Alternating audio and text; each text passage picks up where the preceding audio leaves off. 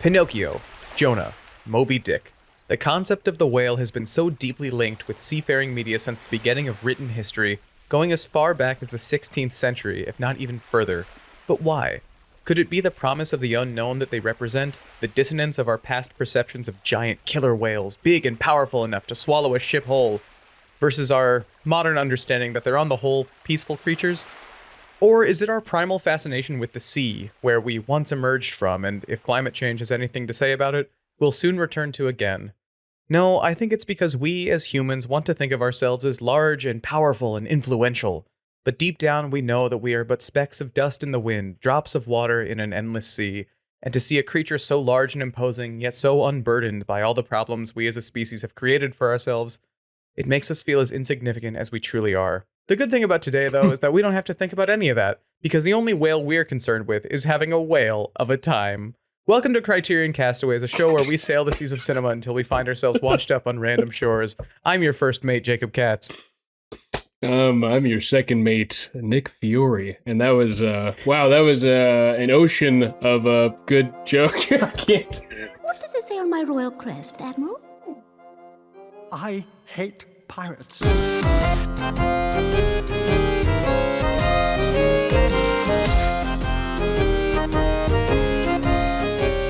And while all of you are still rolling your eyes from the introduction, I say we roll right along into our first movie of the day. Nick, we watched Eraserhead, Chasing Amy, and the Adventures of Baron Munchausen for today's episode, and what a set of movies. Each, I mean, I think we all know which one is the best here. Clearly, it is Chasing Amy, a film that has aged perfectly in all ways, and you can quote me on that. Worth and Jacob noting agrees. that Eraserhead, bad. Worth noting that this was our first Nick pick. Every now and then, we decided it would be fun for one of us to get to throw something into the randomizer. So Nick handpicked Chasing Amy out of the entire Criterion Collection. Nick, do you want to tell us what about Chasing Amy got you so excited? And before you do that, let me just get prepped for whatever you're about to say. All right, go with God. So Chasing Amy, I think, well, this is just my way, I think, firstly, of interjecting part of where I came at film from. I have been making films or participating in editing, especially for most of my life. Prior to me doing it professionally, I was incredibly into indie filmmaking, and one of the keystones that I think a lot of people find is a Kevin Smith, of the 90s filmmakers that embarked on, like, we have a shoestring budget. I mean, in Kevin Smith's case, he always has what is it, $27,000 is what he had built together through credit card debt and selling all of his comic books. And he did it in Red Bank, New Jersey, middle of nowhere, at least nowhere suburbia. But I think for me, that was very influential. Clerks and his preceding films and kind of the fandom that he has enveloped himself in, for good or ill, is incredibly interesting to me and has left a profound mark on, I don't know, my sensibilities, how I think about independent filmmaking, and where it went. Chasing Amy is also interesting because we're currently, I don't think this will come out in Pride Month, but this is Pride Month as we do this, and clearly this is somewhat of a celebratory film. This as a bi person, this is an interesting film in the canon of film about this subject matter. There are not that many films that explore this notion, and I don't know if Chasing Amy is the best portrayal of all the themes and the idea of sexual identity, but it is incredibly interesting. I'm so excited to hear what Jacob has to say about it. It's so far it's the only one of his in the Criterion Collection, but hey, maybe we can get that changed. We can get a Jay and Silent Bob box set. I think that also demonstrates kind of where the Criterion Collection was. That is true. When it was inducted. Because this is, I think, so far one of the earliest Spine numbers that we've seen. And it was the 75th movie that they put in the Criterion Collection. It was only ever released on DVD, so this was before they were doing Blu-rays. The whole, yes, yeah. And so that means... But I think that's notable that, like, it's not only for the Criterion Collection, but also for Kevin Smith. This was also an era where I think that they were coming from their Laserdisc days, where they were more of a like production house for releases, and then as they started the collection proper, which happened with their move to DVD, I think they were looking at all different ways that they could incorporate film canon, and this being like an independent 90s movie like you said, kind of at the forefront of that more independent cinema revival. If anyone who is familiar with the way that Kevin Smith as a media figure exists, he narrativizes his filmography. This is both for him, but also an important part of the 90s film scene, was a very important film. This was also, they released Rushmore a little bit before this, Wes Anderson's first movie. And so they were, I think, trying to get themselves in on the independent movie release space so that they could form the relationships with the more modern directors. Yeah. But at the same time, they were also releasing things like the Orphic trilogy, more international or art house cinema, things like Salo came before this, and Seven Samurai. And so I think it shows kind of how multi-pronged they were with their approach when they were planning out this first batch of movies before they kind of hit the mainstream. Especially now, even something like the Criterion Closet has become this media thing. It's been around, but it was never something that this is a part of the media tour, if that makes sense. Like this is, if anything, has also become like a retrospective event. So it's interesting to think about like, where it was when we're at 75, when like one of your top films is Chasing Amy. So we've touched on the impact that it had and the demographics it was kind of not targeting, but just were part of the subject matter. What is Chasing Amy about, Nick? It follows two comic book artists, Holden and Banky, who basically have like a hit comic book. They find themselves along with kind of another larger cast of comic book artists. Notably, they meet up with Alyssa Jones. I keep wanting to say Amy. So Holden and Alyssa have this kind of this immediate spark, but it turns out that basically Holden has fallen in love with a lesbian, and the film is kind of about their dynamic as friends and, as the film goes on, as lovers, which has as the implication of that goes is a pretty onerous one, but it's a film that explores kind of the dynamics of sexual identity, but also about sexual proclivities in many ways. What does it mean for one of your partners to have a specific type of past? What does it mean for the gender dynamics of same-sex relationships to embody these larger ones? And there's also just a whole bunch of homophobia that's in the movie. Like, it is a very 90s movie. It is so 90s, but I mean, in that way, also very honest. Like, I think it's like, they're using the language. There are F slurs galore in this, in a way that's it always surprises me when I rewatch this film, because it's not one I watch too often. But it's one that I'm like, oh shit, okay, we're just starting with Jason Lee in like the first 5 minutes, just like dropping the F slur, but then also like having one of the most charismatic black gay characters that we've ever seen on screen for this era is a very particular, exceptional thing. You're like, oh, that's really interesting. And then you're like, oh God, like it's oh no. Yeah, exactly. Yeah. It is something where you've seen this movie before. I had not. I went in knowing it was a late 90s movie, and that like Kevin Smith's writing style and very naturalistic dialogue kind of it echoes Tarantino a little bit, and just that it is how people talked, I'm sure, but it's also, hey, maybe they didn't need to. It's weird going back to it, like you said. And so there was a lot of brushing up against, like, I don't know if this is just how people actually spoke, not necessarily with the slurs, but just how sentences were being put together. Oh, yeah. Like, everybody says Potzer in this movie, which is like a Yiddish word for a dunce or something. And I have a really hard time believing that was something that was getting thrown around in Boston and New York in the 90s. That doesn't, well, definitely New York, but not by people like this, people like me. No, from suburban New Jersey. Yeah. Yes. No, I understand. Yeah. I guess like Kevin Smith has that. There's no improv for the scripts. That was, the scripts were kind of his thing. I was going to say, you can kind of tell. He's an Aaron Sorkin. Definitely. It does really depend on the performer if you can hit these marks. I mean, it's like you have someone like Daryl. Actually, I had to write it down because he's not even in the IMDb cast list. Dwight Ewell? Oh, yes, thank you. Well, I think he is in the IMDb cast list. He changed his name, or I don't know if he changed it or went back to something. The name he goes by now is King Mustafa Obafemi. I see. Okay. He is on IMDb, makes so much more sense. But yeah, he is able to charismatic the fuck out of his performance. His dialogue is atrocious, but Jason Lee also does a good job. But there are characters that I would say Ben Affleck often just doesn't come off as genuine. That was something I felt a lot with this. That Kevin Smith is a writer, and I know this was like his third or fourth movie, and he was still making like very cheap independent movies. I think as a writer, he hadn't matured to the point of like, I forget if he wrote Zack and Miri or even like Jay and Silent Bob Strike Back. I know he wrote that one, but I think he had matured as all of his movies, I think. Yeah. Yeah. I think he had matured as a writer a little bit more by those, that he could get his voice out of the characters. And this one, Ben Affleck has given some lines that are just not good.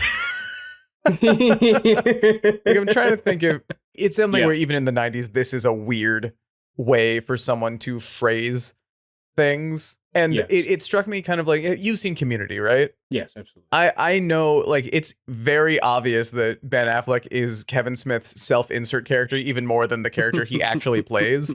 In the same way that Bob, Jeff Winger in Community is Dan Harmon's insert character, where it's like, yes, I'm such a tall, strong, handsome, famous man. Like, they have the same problems I have with women, except they get over it. And it was this something is, yes, this is so true. It just never really hit for me that like he was that believable as a character. I know he is a good actor and he's doing a good job with this material, but I think some of the material in the specific writing of the dialogue just wasn't amazing.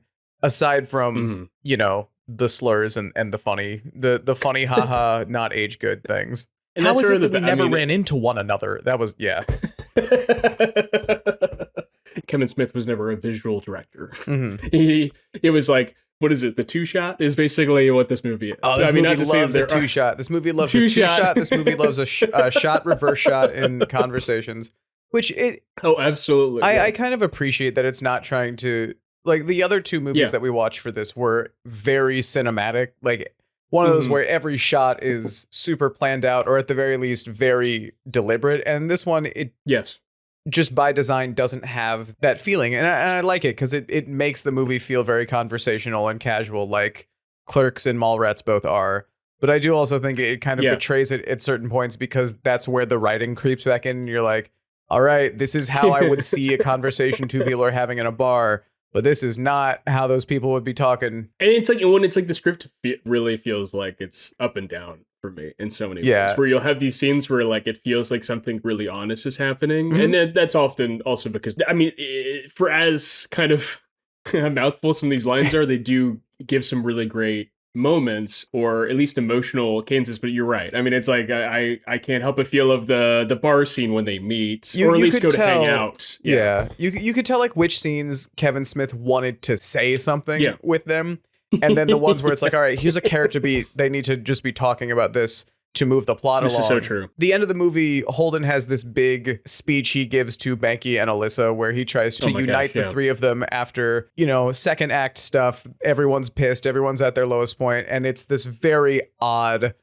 kind of stilted dialogue thing where he's physically walking in between the two of them, and like one sentence for Alyssa, one sentence for Banky, and they're never written super well, in my opinion. Yeah. But then there's scenes where like Banky and Holden are playing a hockey game on their Sega Master System, because that was the cheapest game console at the time. It hasn't aged well, but the writing does feel a lot more natural because they're just talking. The only point of the scene is that like Banky doesn't like that Holden is trying to date a lesbian, and it might be going well for him.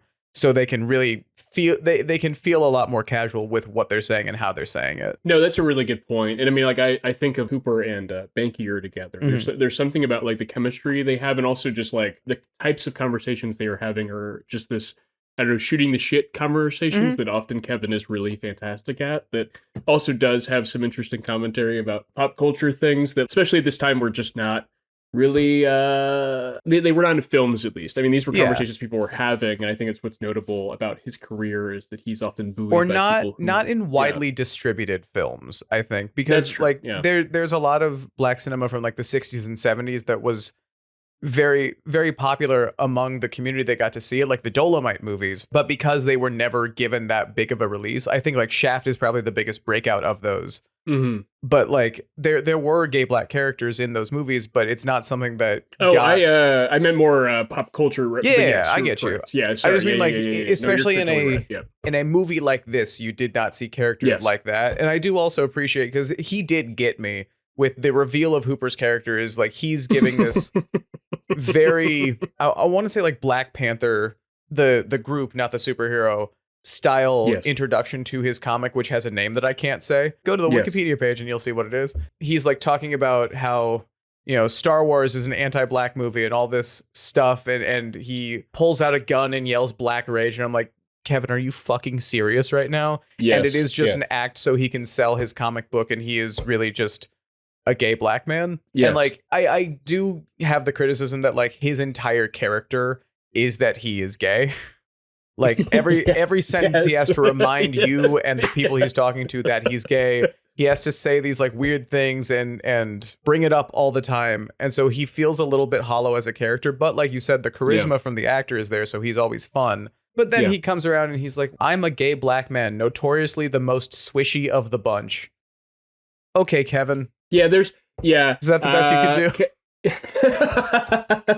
I mean, this is kind of the core of the film, and I think we'll probably need to get into the great narrative to kind of piece some of this, but it just, Kevin as the writer, he's attempting something that I think he's just out of his depths in many ways, but also there was no one to tell him, or at least no one who had the power to tell him this was. He has said, even before we get into the plot, because it will sound kind of gross in retrospect, he has said he was very young when he was making this movie. He didn't know very much about the subject matter or just about making a movie like this. I know it wasn't his first feature, but he was still very, very new at filmmaking. Yeah.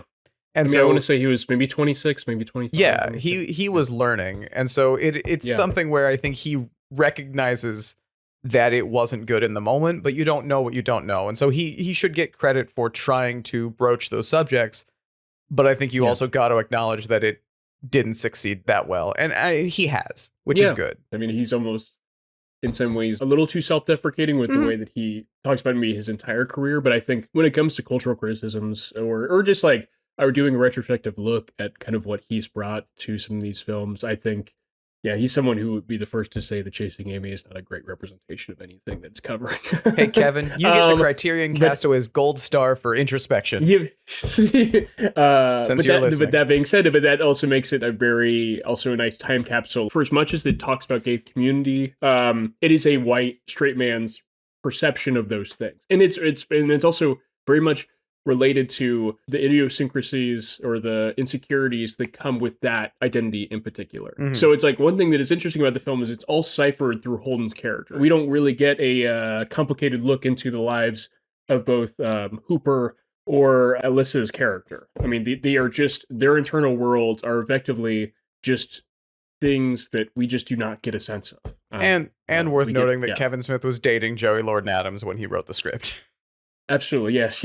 There's a lot there in its own way. But so let's get into the bigger story. So we mentioned that Holden meets Alyssa. She is a lesbian, and he falls in love with her. What happens, Nick? Firstly, Chelsea, as you said, is the lesbian part of her identity is made to be a reveal, which is its own interesting bag of worms. But basically, they find out that they're both from the same hometown. They click immediately, and Holden and Banky are invited to what they find out is a lesbian gay bar. During that moment, Alyssa is doing a song. Holden thinks that they have something, like he's been kind of proclaiming this to Banky, and then it's revealed that no, actually, Alyssa's been singing this song about this girl that she's been hooking up with. And then the whole demeanor of the night kind of changes. And it's an interesting thing that occurs because now Banky, who has been homophobic, is now connecting more with they're just Alyssa's sharing character. Like sex stories, Sex and stories, laughing loud and banging on a table over and over again. Holden is clearly distraught. He's someone who we see a lot of today, where it's like someone who is maybe saying some of the right words. He's often attacking Banky for being homophobic or for having prejudice, but also having the demeanor of like, oh, I can't fuck this woman, so she's not as valuable to me. And he quickly leaves the scene. What were you gonna say? Oh, I was gonna say he knows he's supposed to be politically correct, but then the second that it's not benefiting him, then it becomes, and this does happen later in the movie that we can get to. But so Holden has a thing for Alyssa, and they start hanging out, and then eventually they start, go for it. You've seen the movie. Okay. So Holden and Alyssa then kind of rekindle their friendship. She kind of almost like challenges him to move beyond the fact that he may have immediately had feelings and they have some very like raw conversations about like what does it mean to be gay, what does it mean to be straight in many ways. It kind of comes to a head where, I mean, Holden is clearly falling over head over heels. He's backing out of work trips. He's basically spending a lot of time with her, and it kind of all comes out though when he is kind of pushed by his friend Banky that like this is not going to happen, or if it is, you have to do something about it. And he kind of reveals his feelings. She's pissed and runs away in the rain, but then it's kind of revealed that Alyssa does have feelings for him, and they have to deal kind of with this new dynamic of their relationship. Banky is just distraught and kind of disgusted by the whole thing, but then it's revealed that Alyssa does have a past with men, actually, that she has had a lot of more special sexual experiences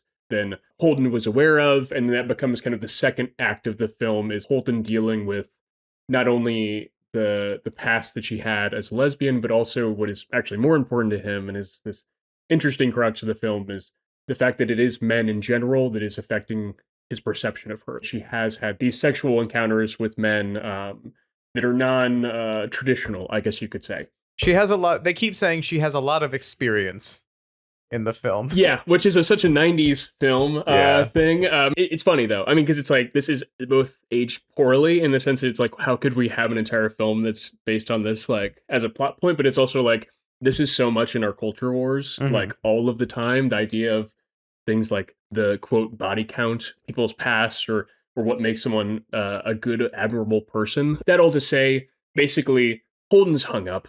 The film kind of resolves with Holden just kind of like cussing Alyssa out, kind of just calling her a slut in all but words. Well, they're at a hockey game, and he's they're trying at a hockey game when this is revealed. Like, Banky like has a big problem. His problem is not that Holden is trying to convert a lesbian.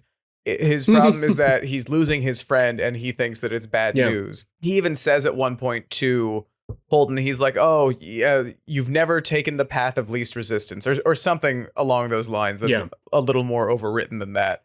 And so Banky kind of takes it upon himself to, I guess, to find reasons for Holden to break up with her. And he finds a yearbook from the school that she went to where she has a nickname, Finger Cuffs. And it ties into this very explicit story that he gets from a guy that went to high school with them in this really weird cutaway where it's like suddenly there's rap music and it's filmed like a music video, and the camera's like going up and down on this guy who just is talking in AAV. Well, here's Kevin was a very big fan of Spike Lee. Was technically a contemporary of him. That's crazy. But has never I don't think understands why Spike Lee uses any of the film formats, or also why this would be problematic to have the scene play out the way it does.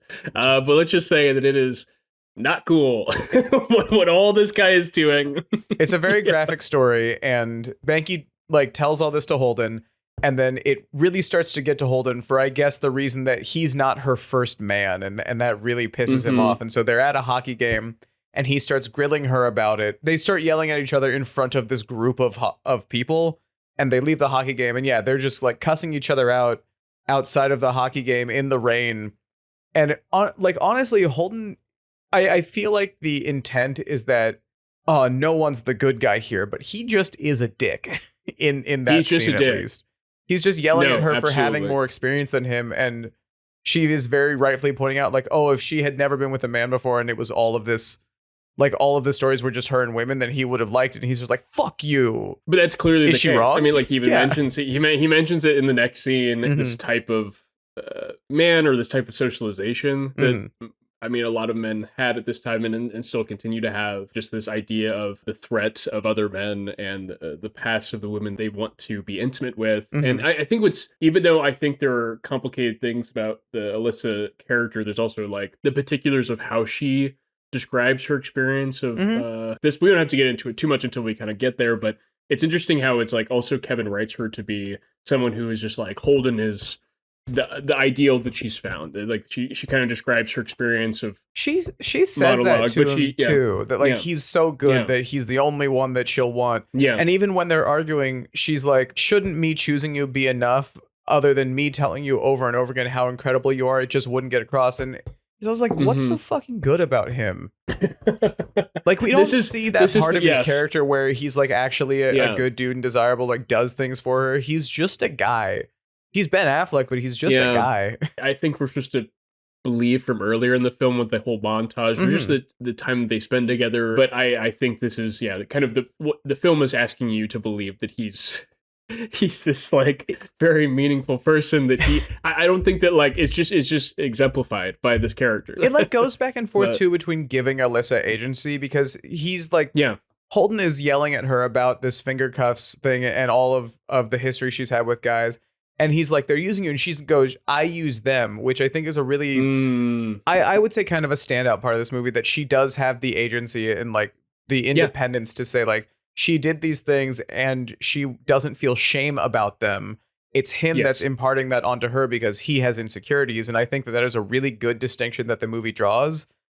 Yes. In the same way that it is very clear that he is in the wrong. And even the way that he goes about rectifying his lack of experience or his own insecurities. I mean, I think what we should go on to is probably the scene that kind of comes before the big conversation with Banky and Alyssa, but them in the diner with Jay and Silent Bob. Jay and Silent Bob. Man. What should be noted about Kevin Smith films, they are all exist, at least up until a point, what this was called the Askew-niverse. Kevin Smith is both a comic book fan, he's very influenced by comic books, but also was really interested in... Wait, the guy that named his daughter Harley Quinn is into comic books? Oh, dude, I just got that. Oh my God, wait a minute. That's fucking crazy. Good actress, I like her. Why isn't Yoga Hosers in the Criterion Collection?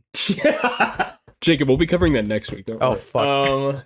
I don't want to. I'm not strong Shadow enough. Drop. No one's strong enough for Yoga Hosers. Truly, but all of his films kind of exist in this one little... kind of shared universe. It is important to note that like this is a big moment in the film, or it's supposed to be kind of for the audience, is the fact that Jay and Silent Bob are there, which are like these characters, these bumbling like Rosencrantz and what's their name? Guildenstern. The Rosencrantz, Guildenstern characters that are kind of these goofy amalgamations of both himself as this character that doesn't talk, and then there's Jason Mewes, which is a childhood friend of Kevin Smith's, who acts exactly like this, who's just always about wanting to fuck women and all of these catchphrases, and they really do embody the kind of the stoner affect. But yeah, the glorified cameos. I think they have glorified cameos. Sometimes they bend over backwards to fit them in, and sometimes it's just like, hey, that's them. That's cool. This is one where I think they have a slightly more organic into the movie, because the comic that Banky and Holden are making, and but like as an aside, it's the most fucking reverse ass movie logic that like, Kevin Smith thought of the name of their comic book company, which is Bank Hold Up Productions,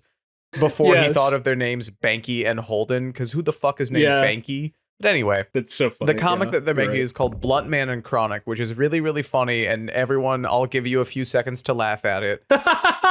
There we go. And the likeness, it's Jay and Silent Bob. So Holden goes to meet them at a diner and hands them like an envelope full of money to pay them for their likenesses. And that's when they talk about the Chasing Amy story. Because you might be wondering, like I was, why the movie is called Chasing Amy, but the character's name is Alyssa. And that is because Silent Bob, who is usually silent, has this big long story about he had a girlfriend named Amy who had experience, as the movie says, and they broke up because he couldn't come to terms with it, and so he's like, I've spent a long time chasing Amy, and you're like, are you fucking for real?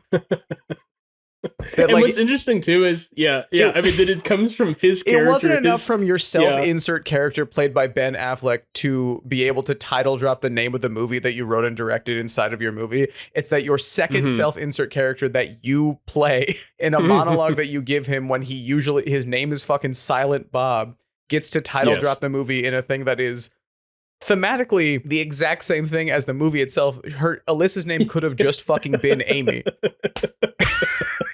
It is kind of insane. I do remember, I will say, like, as a 14-year-old being like, oh shit. Like, which is, I mean, maybe what, I don't know. Kind of like when you see Tarantino pop up in Pulp Fiction just to get shot in the head. You're like, that's cute. Like, you could have cast someone who knows how to act and then, or not just written yourself excuses to say the N-word on set. It's just like, all right, good for you. Yeah, I mean, I guess of the two, I would say Given the two options, I prefer Kevin Smith's model. Yeah, me too. I just mean like it's one of those things where you look at it and you're like, good for him that he got to do that. It's Kevin gets to have his fun. I mean, it speaks to also Kevin as a person, because this was definitely something that he had struggled with, and he has talked about in interviews. This hang up that I think he has. I mean, like one thing that I think is cool about Kevin is that he grew up with a brother who is gay, and he's always supported him. Mm-hmm. And he used to do counter protests to the Westboro Baptist Church. He was very into the movement for equal rights for. I do gay not folks, think Kevin Smith is homophobic or racist or anything like that. I think that when this movie was coming out, he wasn't a great writer.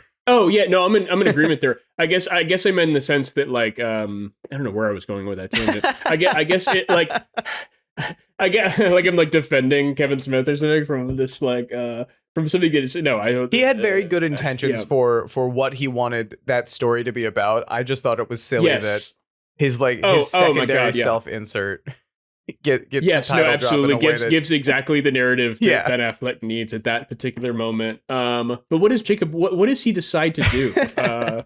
I'm laughing because you did the exact same thing I was going to try and do, which is make you describe this stupid ass scene. I say stupid. I don't mean stupid. I think it's misguided, but and maybe that is the point of it, that Holden just doesn't know. But Holden gathers Banky and Alyssa in their comic book studio, and he's like, Banky, you love me.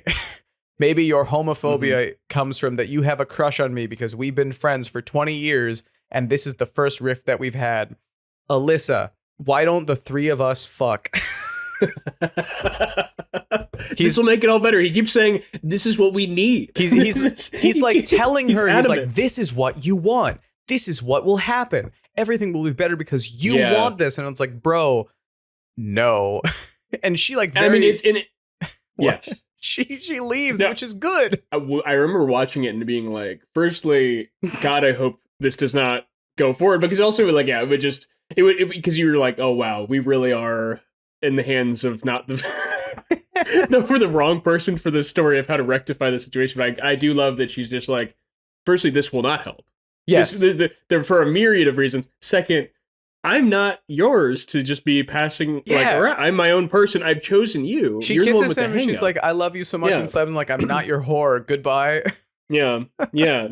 Something that runs through a lot of his films is this like homoerotic friendships or very close male relationships. And it's like, obviously this time as well, but just this idea that like, if homophobia is breeded from actual like your own insecurities, like the fact that you are gay or something or secretly gay, and like I mean it's like no, that homophobia can exist without that in a way that just it isn't like necessarily hiding something.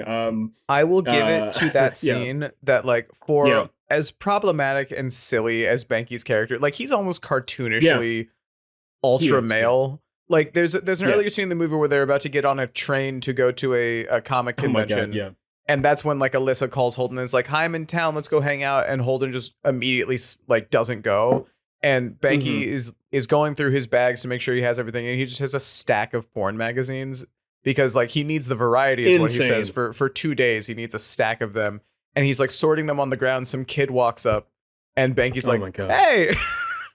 And he just starts showing the child. Educate the show. Yeah. Jesus Christ. Yeah. Like that's the part where I was like, okay, that's cartoonish to the point of being funny. Cause like that's a Zucker Abraham Zucker type of joke. But for all of the stupidity that Banky's character has, the bad parts of it, when Holden proposes this to him, Banky is like, yeah, okay. Yeah, and, no, like, that was so. I think I'd written down. I don't have it in front of me, but I had mentioned that it's so important that Alyssa says no and then Banky says yes. I think that like it shows that like Banky is willing to go a long way to support his friend, even though as soon as Alyssa calls it off, Banky's like, oh, thank God. But also they get to kiss. Like Jason Lee. I wrote. Yeah. I wrote, yo, Ben Affleck got to kiss Jason Lee. Good for Ben. Good for Ben. Good for Ben. That sucks for Jason. That's such a funny way for it. And then it kind of to resolve this plot line is that like a year passes Banky and Holden are no longer working together, but it's clearly seen that Banky now working on a strange, weird little indie comic, but Baby is also Dave! doing well. Yeah. Baby Dave. They see each other, Holden and Banky, and it's clear that they still have this appreciation for each other, and then they even do like this callback to an earlier moment where they talk about they had a moment together. They do it like in kind of a sign language kind of way, or not sign language, just a gesture kind of way. Then we see that I didn't like go that ahead, exchange. It was I just liked it, but it's a little much. It went though, on for a little too long. It's just like 5 or 6 back and forth shots of like them acknowledging each other and nodding and then smiling, and then it reverses and the other one is acknowledging the other one and he's nodding and he smiles, and it goes back and forth and back and forth and back and forth. And I honestly thought I like that there was one more scene where Holden got to kind of apologize to Alyssa, but it did feel like the movie was just going to end with Banky kind of going back to the fan and being like, next up. Then like that felt like a credits drop moment. But yeah, Banky goes up to Alyssa, who is there for her comic Holden book. goes up to Holden does. Also, I just kind of realized this. The movie makes almost no like it comes back to Alyssa also being a comic creator maybe twice. There's once where in a very not good scene where she's like her lesbian friends are helping her like package up comic books and stuff. Oh yeah. And she's telling them about this person that she's interacting with, and all of them are trying to guess because, you know, she's everywhere.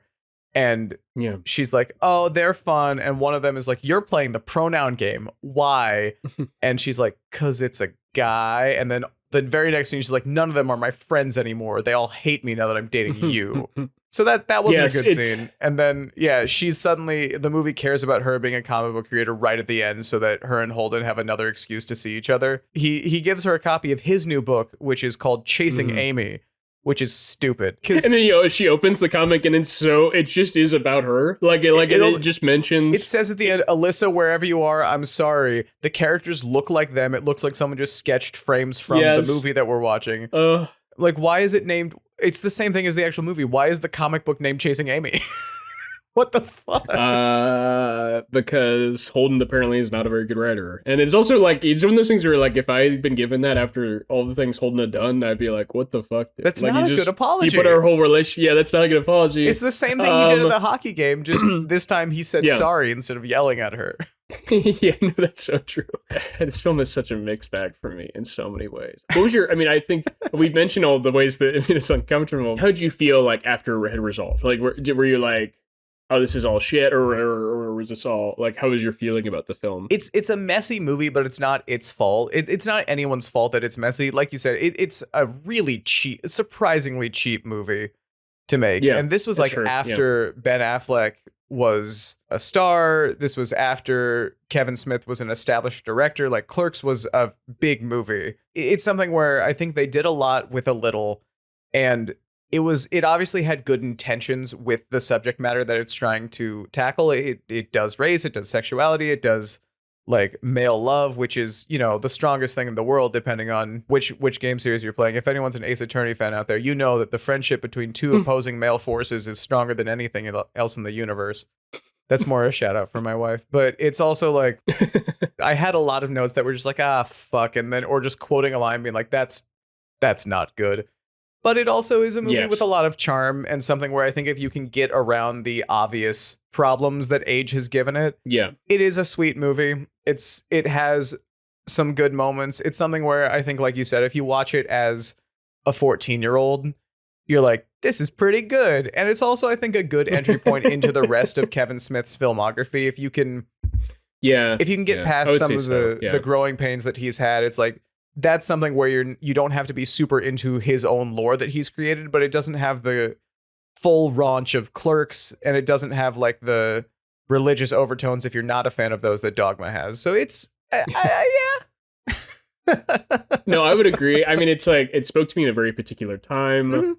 It definitely is one that also I like scenes from. I can commend it for not ever making like a judgment call on people being gay. Like it really doesn't judge Alyssa for being gay. It judges Alyssa for having sex with men in the past and then not telling Holden, which is it's more Holden judging her than the movie judging her. Yeah, I would think that's what's surprising about it. Even though it's still, I mean, we're focusing so much on Holden's feelings, that makes it like we're kind of in the headspace, but the film is that, I mean, literally the filmmaker has to come out in the diner scene and be like, dude, it's all you. You are like, stupid. This has nothing to do. Yes, exactly. And it's like whatever that Joker sequel. It's like Faye Ladoa. It's like, no, you idiots. This guy was a fucking like monster and it's all fake and he's not cool. Sodomized in prison because you thought he was cool. But Todd Phillips. I can also Jesus. I can also admire that it vilifies a lot of characters for using the dialogue of the time. It does the thing where it's like, because we're saying it's not okay, then we're allowed to do it, which isn't a great excuse. Yeah. And like, as for representation, I mean, as silly as the writing around it was, it is big that there was an out gay black character, even though he has to hide behind the Black Power visage. Yeah, I have a lot of complicated feelings about that. But it also speaks to that era of how the 90s, there was a certain cultural malaise or reaction to those older black politics of the 60s. That doesn't make it any more or less problematic that like, it's like, this is something he feels like he needs to do to sell it. I really appreciate just the fact this is a bi movie. Like this is a movie that's specifically about a woman finding herself. And I love... This is a movie where Kevin Smith teaches himself what bisexuality is. Bisexuality is in the worst way possible. But I love that speech she has, even though it's a little bit overdrawn and also it kind of inflates Holden's ego. But just the fact that she's like, I came to my sexuality on my own terms. I found myself, and it wasn't because someone had dictated it to me. Even though that scene, I wish that like if the film is going to address the gay subculture, some biphobia that does exist then and does exist now, it's like it should have more scenes with it. But it as it stands, it is one of those things that just is not really that well addressed. It shouldn't have just been like an acknowledgement. Because it does make it seem like all gay people feel like it's an accepting, like as if it, it's an accepting movie. It's an affirming movie. I could see someone watching this if they were struggling with their own sexuality, or they're just like, they're kind of looking at their own romantic past and just thinking like, oh, in high school, no one knows who they are yet, and then finding themselves. I think someone could watch this and then get a sense of similarity, and that's really good and valuable. They're just going to have to kind of brush past things that are from the late 90s when stuff was different. Going with all of the caveats, I think you might enjoy it, but also it's just like a relic piece. Like I feel like it's like an oddity of the era. And in some cases, like it's one that there are many films that have addressed these issues in much better ways.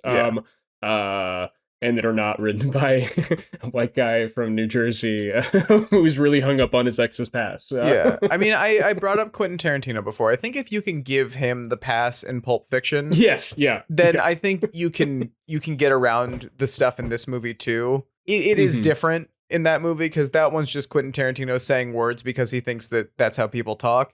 And in this one, it's someone trying really hard to broach a subject matter that he is not directly involved with. Yeah. But I think it's a sweet movie. I think it's I don't know if I would necessarily recommend it, but I can see why people would enjoy it. Same there with you. Well, that was great. Well, what do we have next? Well, being that Alyssa was Holden's dream girl. No, that's a shitty transition. We keep saying that like because we both have oppositional defiance disorder, and one of the first notes we got was that we didn't transition between movies that well. So now we're just like, good talk. Anyway, you know what movie also has words in it? Eraserhead by David Lynch. You know what other films have interesting ways that characters discuss things? David Lynch's. You know who else Eraserhead. pointed a camera at something one time in the past? David Lynch in 1977 with Eraserhead, a movie that what the fuck is it about, Nick?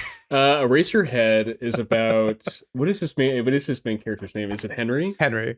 His complete and utter inability to find himself relaxed in the world. He lives, I think, in a horror universe, but one that I can only imagine. I very specifically tried to get you to summarize this movie because how the fuck do you do it? How do you do this? It's such a strange movie. Yeah, I guess the best way I would say it is this is like a fever dream of someone coming to their own feelings about what it means to be in a marriage. What does it mean to be close with anyone? What does it mean to have a child when you're not ready, when you don't know how to take care of it? And what does it mean to have like intimacy with people you clearly don't have intimacy with? What are your obligations, and what are kind of the nightmare implications of all of these things in the subconscious? I think that's what this film is kind of about. Or maybe this is just how David Lynch sees any social interaction. I can't help but like when he's been interviewed about this film, I'm like, is this how you? I don't. Oh, have you seen like the famous interview about this movie? I mean, I don't. It's one of the funniest. There's a lot of them. So it's like the meme one where it's someone's like talking to David Lynch and they're like, so you said Eraserhead was your most spiritual movie. Do you care to go into that? And he just goes, no. Or he says this is his Philadelphia movie, which I find very funny as well. The idea that he's just like, this was a hell place where I lived. This was a nightmare void. It was, because this was all like the AFI film campus that he lived in the stables while he was filming it. This movie is a fucking fever dream. Like I had seen this movie before.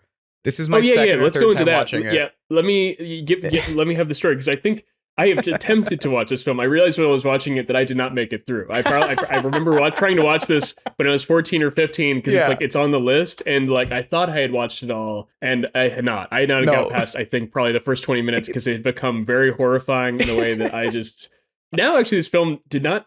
I mean, it's horrifying, but I don't know. I have such a different vibe with it as I was watching it. But please, tell me the story of how you saw this for the first time. Well, I mean, I've always really liked David Lynch. It's really stupid. I think my first like exposure to him was as a 14-year-old, like, you know, just trying to learn about movies, but then also watching stupid shit. And for some reason, I don't know if anyone's ever like figured out why this happened, but he voiced the bartender on the Cleveland show. What the fuck? That's exactly the reaction. I mean, maybe for the same reason that, like, I don't know, Ariana Huffington voiced a female bear on the same show. Well, I was going more the other route with David Lynch, but I get what you were saying. I mean, I guess it's like the same reason. Like, I mean, George Lucas wanted David Lynch to direct Empire Strikes Back, or maybe. I mean, it's like he's such a like he's just a guy who has done things, and you gotta respect him. And I think it was just like he thought it'd be fun. And so he did. Yes. But it was the same thing of like when I would watch old Looney Tunes and there's a very clear like Peter Lorre inspired character. And I was just like, why the fuck is that one drawn so gross? And I would look into who it was and then learn about Peter Lorre and then like go down the rabbit hole of that. So it was the same thing of like, why is the bartender on the Cleveland show drawn so specifically and has a very different voice than the rest? And like this person does not sound like a voice actor in the same way that like when you watch Tim and Eric Awesome Show, you're like, these people are not actors, and they hit a very particular vibe, but they're not actors. And this was one where I'm like, he's not a voice actor. So who is this guy? And it was David Lynch. And I started looking into his stuff. I watched a little bit of Twin Peaks that I then kind of dropped and didn't get back into until recently. But I just always respected his art for a really long time. I never got super into a lot of his movies until like college, where I watched Mulholland Drive. It's been a long time, and I've forgotten a lot about that movie other than like the scene in that one. But I realized I'd never seen Eraserhead, and I was very sick a couple of years ago. I had like a stomach thing, and for like 2 weeks was just kind of in bed, not having a good time. God. And I watched. This is the worst film to watch while you're. Hey, I found that out too. I was like, I've never seen Eraserhead. I should watch Eraserhead. I should go in completely blind to Eraserhead. And then 90 minutes later, I was like, I should not have watched Eraserhead. But especially when you're sick, because it's like it is a film that is like gross. It feels like you are. Yeah, it is gross. It's a disgusting film. But like in a very textural way. You watch something like The Fly. And there's something that like is disgusting and horrific, but like this one just I feel like I can feel everything that's on the screen in this film. Cronenberg made goopy movies, and this is a goopy movie. But it's a goopy movie, but in a way that I think it's like a mixture of the soundscape or also how long we sit with some of it, in a way that like it just feels like everything is dirty. Like whereas like Cronenberg's films, and maybe this speaks more to how The Fly kind of plays out, but it's like these are the gross thing is of a particular type and it's in a particular space at a particular time. Whereas this whole film feels like it is the most dirty. You don't want to sit on any surface. This is a nightmare movie. This is a nightmare movie, but it's charming. I mean, it's one thing that like, it's beautifully shot. I mean, we watched obviously the Criterion, and that was something that was surprised me, because I think when I had originally watched this, I can't remember if I did a DVD rental or not, but it was not a good, whatever the transfer was, it was not a great one, because it just felt very dark and like, it is a really dark movie. Like it's black and white. It is a very dark movie. Yeah, it is. Yeah. I think chronically underexposed to not accidentally. Like it is a movie where shadows play a really big part in forming the world. And it's also something where the lack of detail is part of its charm. It's why a lot of these things have the power that they have, because it is so surreal. I want to dig into the technical aspects a little more, but we should probably say, so you talked about Henry and a few of the characters. This movie is about Henry, who is a printer at the local factory in this weird industrial hellscape that we never really get information about. His girlfriend Mary invites him over to her house for dinner. Her weird dad Bill and her weird mom, whose name I forget, and her silent grandmother are all there. They have these tiny little chickens for dinner. And then Mary's mom pulls Henry aside and she's like, "Did you have sex with my daughter?" And he's like, "What are you talking about?" She says like, "Well, they have this baby at the hospital and it's yours." And Mary drops maybe the scariest line in any movie. She goes, "They're not even sure if it is a baby." You're like, oh, what? And so somehow, some way, Mary and Henry created this demon creature that is just like a swaddled little guy. It looks like E.T. in baby form, but it just has this like. I kept just saying this fucking baby thing because you don't know how to describe it. It's this little tiny homunculus creature. It has a tiny, sweaty, gross head on a long ass neck, and then just a ball body that's swaddled in gauze. And the head is the only part that moves. It makes noise the entire time. It has these like. Or also the neck moves as well. Well, yeah. Like the head. I guess it's implicated, but this is like. I mean, I don't know. I sorry to stuff you, but it's impressive. Like when I look at this thing, I'm like, this is alive. The way that it is able to. Gesture its eyes, its features, its breathing is kind of. I have no question this thing is real. Like when I'm watching it, and it's kind of horrifying. It's just this terrifying little creature that cries the whole time, and Mary just kind of loses her nerve with it and goes home to her parents, and Henry is left alone with this stupid thing. And then it's just this sad thing. I can't help. I felt so sad for it. Yeah, then it also immediately becomes awfully sick in a way that is horrifying, but also it's like we've all, I don't know, it's like learning also. I would love to know what his daughter thinks about this, but I'm sure she's disgusted. I think she's a director. His daughter was in a deleted scene in the movie where I think she was just like digging shit up. Oh really? I don't know, it's really hard to describe things that happen here. That's true. I mean, like, he had made this film also in reference to the fact that he had a daughter with, I think she has cleft feet, which, I mean, just the idea that this would be an analog is it's a lot. But that being said, it's, I mean, the emotionality of his relationship with this thing, that, like, it doesn't feel like Henry knows it. You can feel the tension in his body, even though he's only making, like, one look. It's a lot.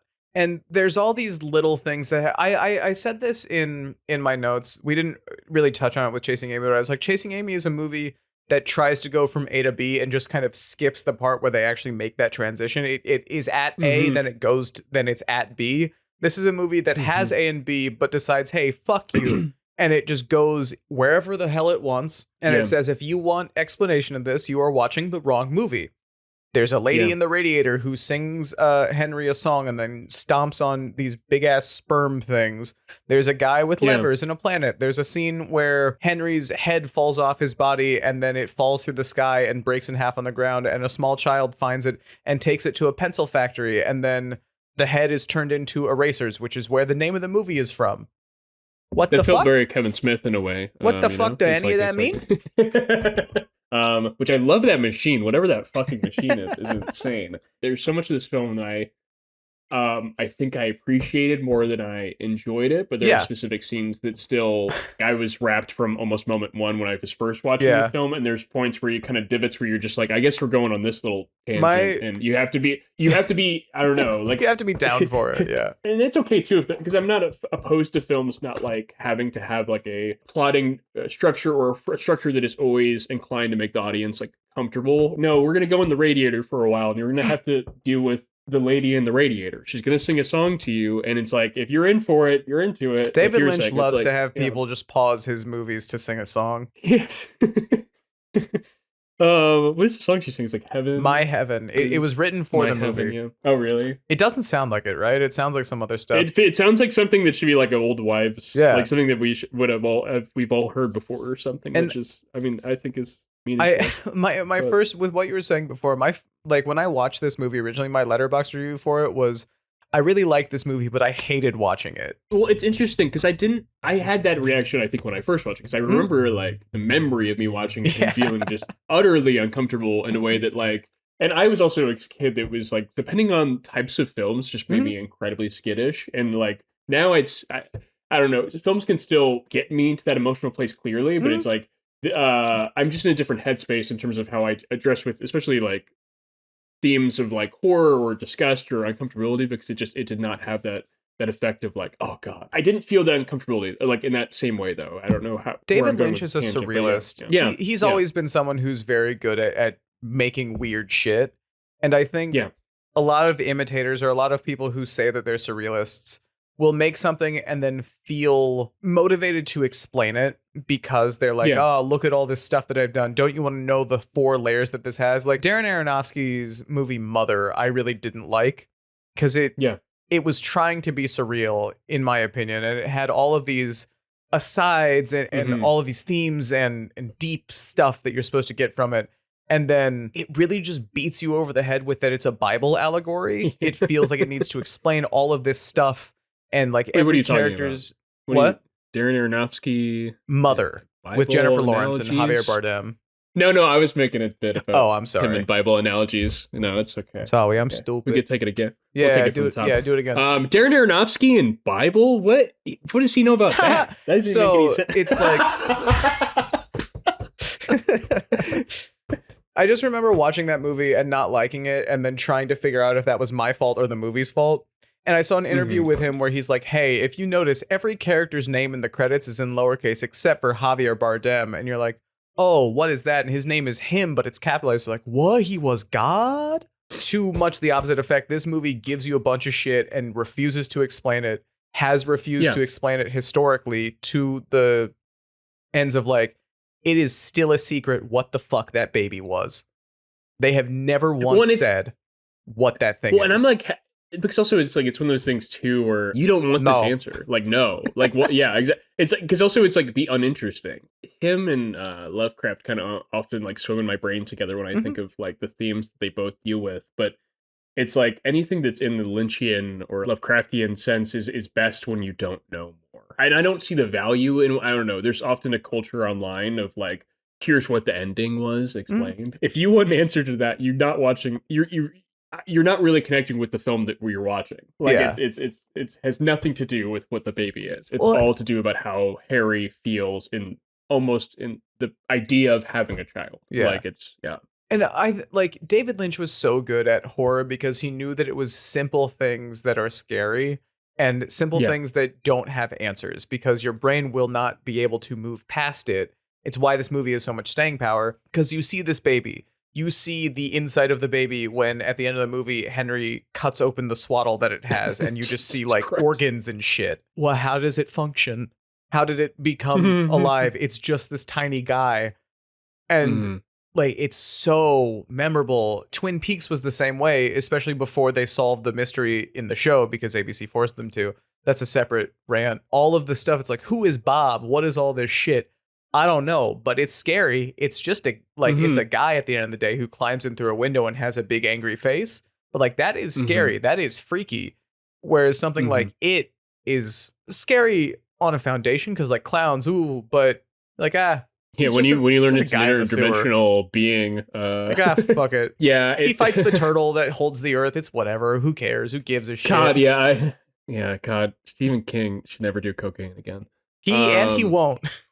And he won't, and that's good for him. Thematically, or I guess on a subjective matter, they've never said what the baby's supposed to mean in the movie. They've also never said what the prop was. Like it's been a secret forever. There was a story, I don't know if it's true or not, but like he would blindfold members of the crew so that they wouldn't see what it was while he was getting it set up. Oh, that's interesting. To like keep them in the reality of it, because it does have just on screen. I mean, there was so much of this that's like some of the effects are just so well designed and so clever. Yeah, that you're just like, where's the curtain? Where's the thing? Because it's like that baby, and often the effects in this film just kind of. You're just like, it's there. Like, I can only imagine what it must have felt like to be the actor. I mean, Jake. Oh, that set must have smelled like shit. Oh, that's very true. Like whatever that baby is, that thing was alive at one point in the real world. Like that was a lamb or a rabbit or some shit. That thing was a dead animal. I don't care what else it was. What they shot this over like 5 years, so it's like whatever that prop is. I can only imagine. And like, for $100,000, this. You can get 2.5 of these to get a Chasing Amy. That's crazy. That's a really good point. Yeah. Gosh, imagine if David Lynch had directed Chasing Amy. Now that would have been. She's gay. That's what I took away from it. yeah, dude. God, that's so funny. On a technical aspect, because we said this earlier, that this movie has a lot of texture and a lot of grit to it. Yeah. There's also like this really overpowering sound design that like what I was thinking about with this one is it's such a hard movie to describe, not just because of what the fuck is happening, but also because there's a lot of just non-specific things in this movie. Henry goes into his apartment in the beginning and it's just covered in dirt and dead plants, but you can't really put a name to any of it because there's just piles of this shit. And all you see is that it's dirty. You can't tell what these things are. He he opens this drawer in his house where for some reason he has two halves of a picture of Mary, but in this drawer are also just a bunch of scraps of cardboard and a dish with water and coins in it. Like what? You can't. A lot of things in this movie have a shape, but they don't have a form. The lady in the radiator has like this stuff on her face, like she has these big moon cheeks or something, but I don't know how you would describe the effect that it gives her face, like the shape of them.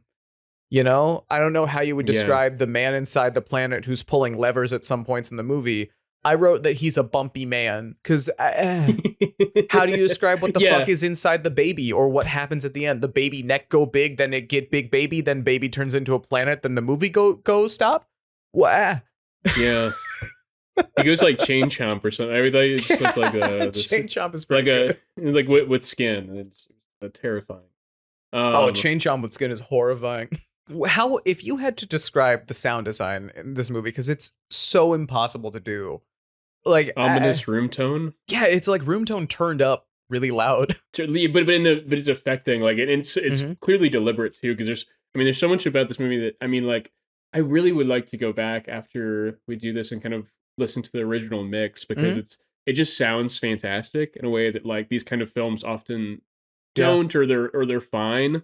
But this one is just like an auditory experience. It would be difficult to get the full feeling of it, I feel like, if you were just kind of casually watching this or didn't have like kind of the speakers to kind of amplify some of the way that the mix really just makes you feel like you're almost inside the head of Henry. It's like if you typed industrial into an AI sound generator and had it make you 12 hours of stuff. It's and it's also like each room has a different room tone to kind of exemplify a moment, or I don't know, or even just like to reset a moment in a way that's super interesting. And in some cases, like it almost feels like in a worse film, it almost come across as like an error. It actually adds to the surreal or uncomfortable nature of the film, because it's like it's all just seems purposely chosen, each sound effect, and it's often used. Like it's like there's so much sound in this film, because it's like even just the baby crying like has a reality to it, or even when the baby laughs at a certain point, which I just I don't know, it's like it's horrifying. But also I was like, later on in the film, Henry has an affair with his next door neighbor, And as soon as the baby laughed, I was like, I know what's fucking happening. Because it's like, because you also hear like the scuttle, because the baby laughs and you also hear the scuttling in the next room. And I'm like, oh, he's being, yeah, oh man, his lover's with someone else. And it's and like, I don't know if that was like maybe exactly how I was the interpretation they wanted me to take. Like clearly it happens right after that. But I think it's effective by how these shots are set up or how these, the sound is kind of moving you. I don't know. It's really overpowering. It has moments of levity. Like David Lynch was very good at horror, but he was also a really funny dude.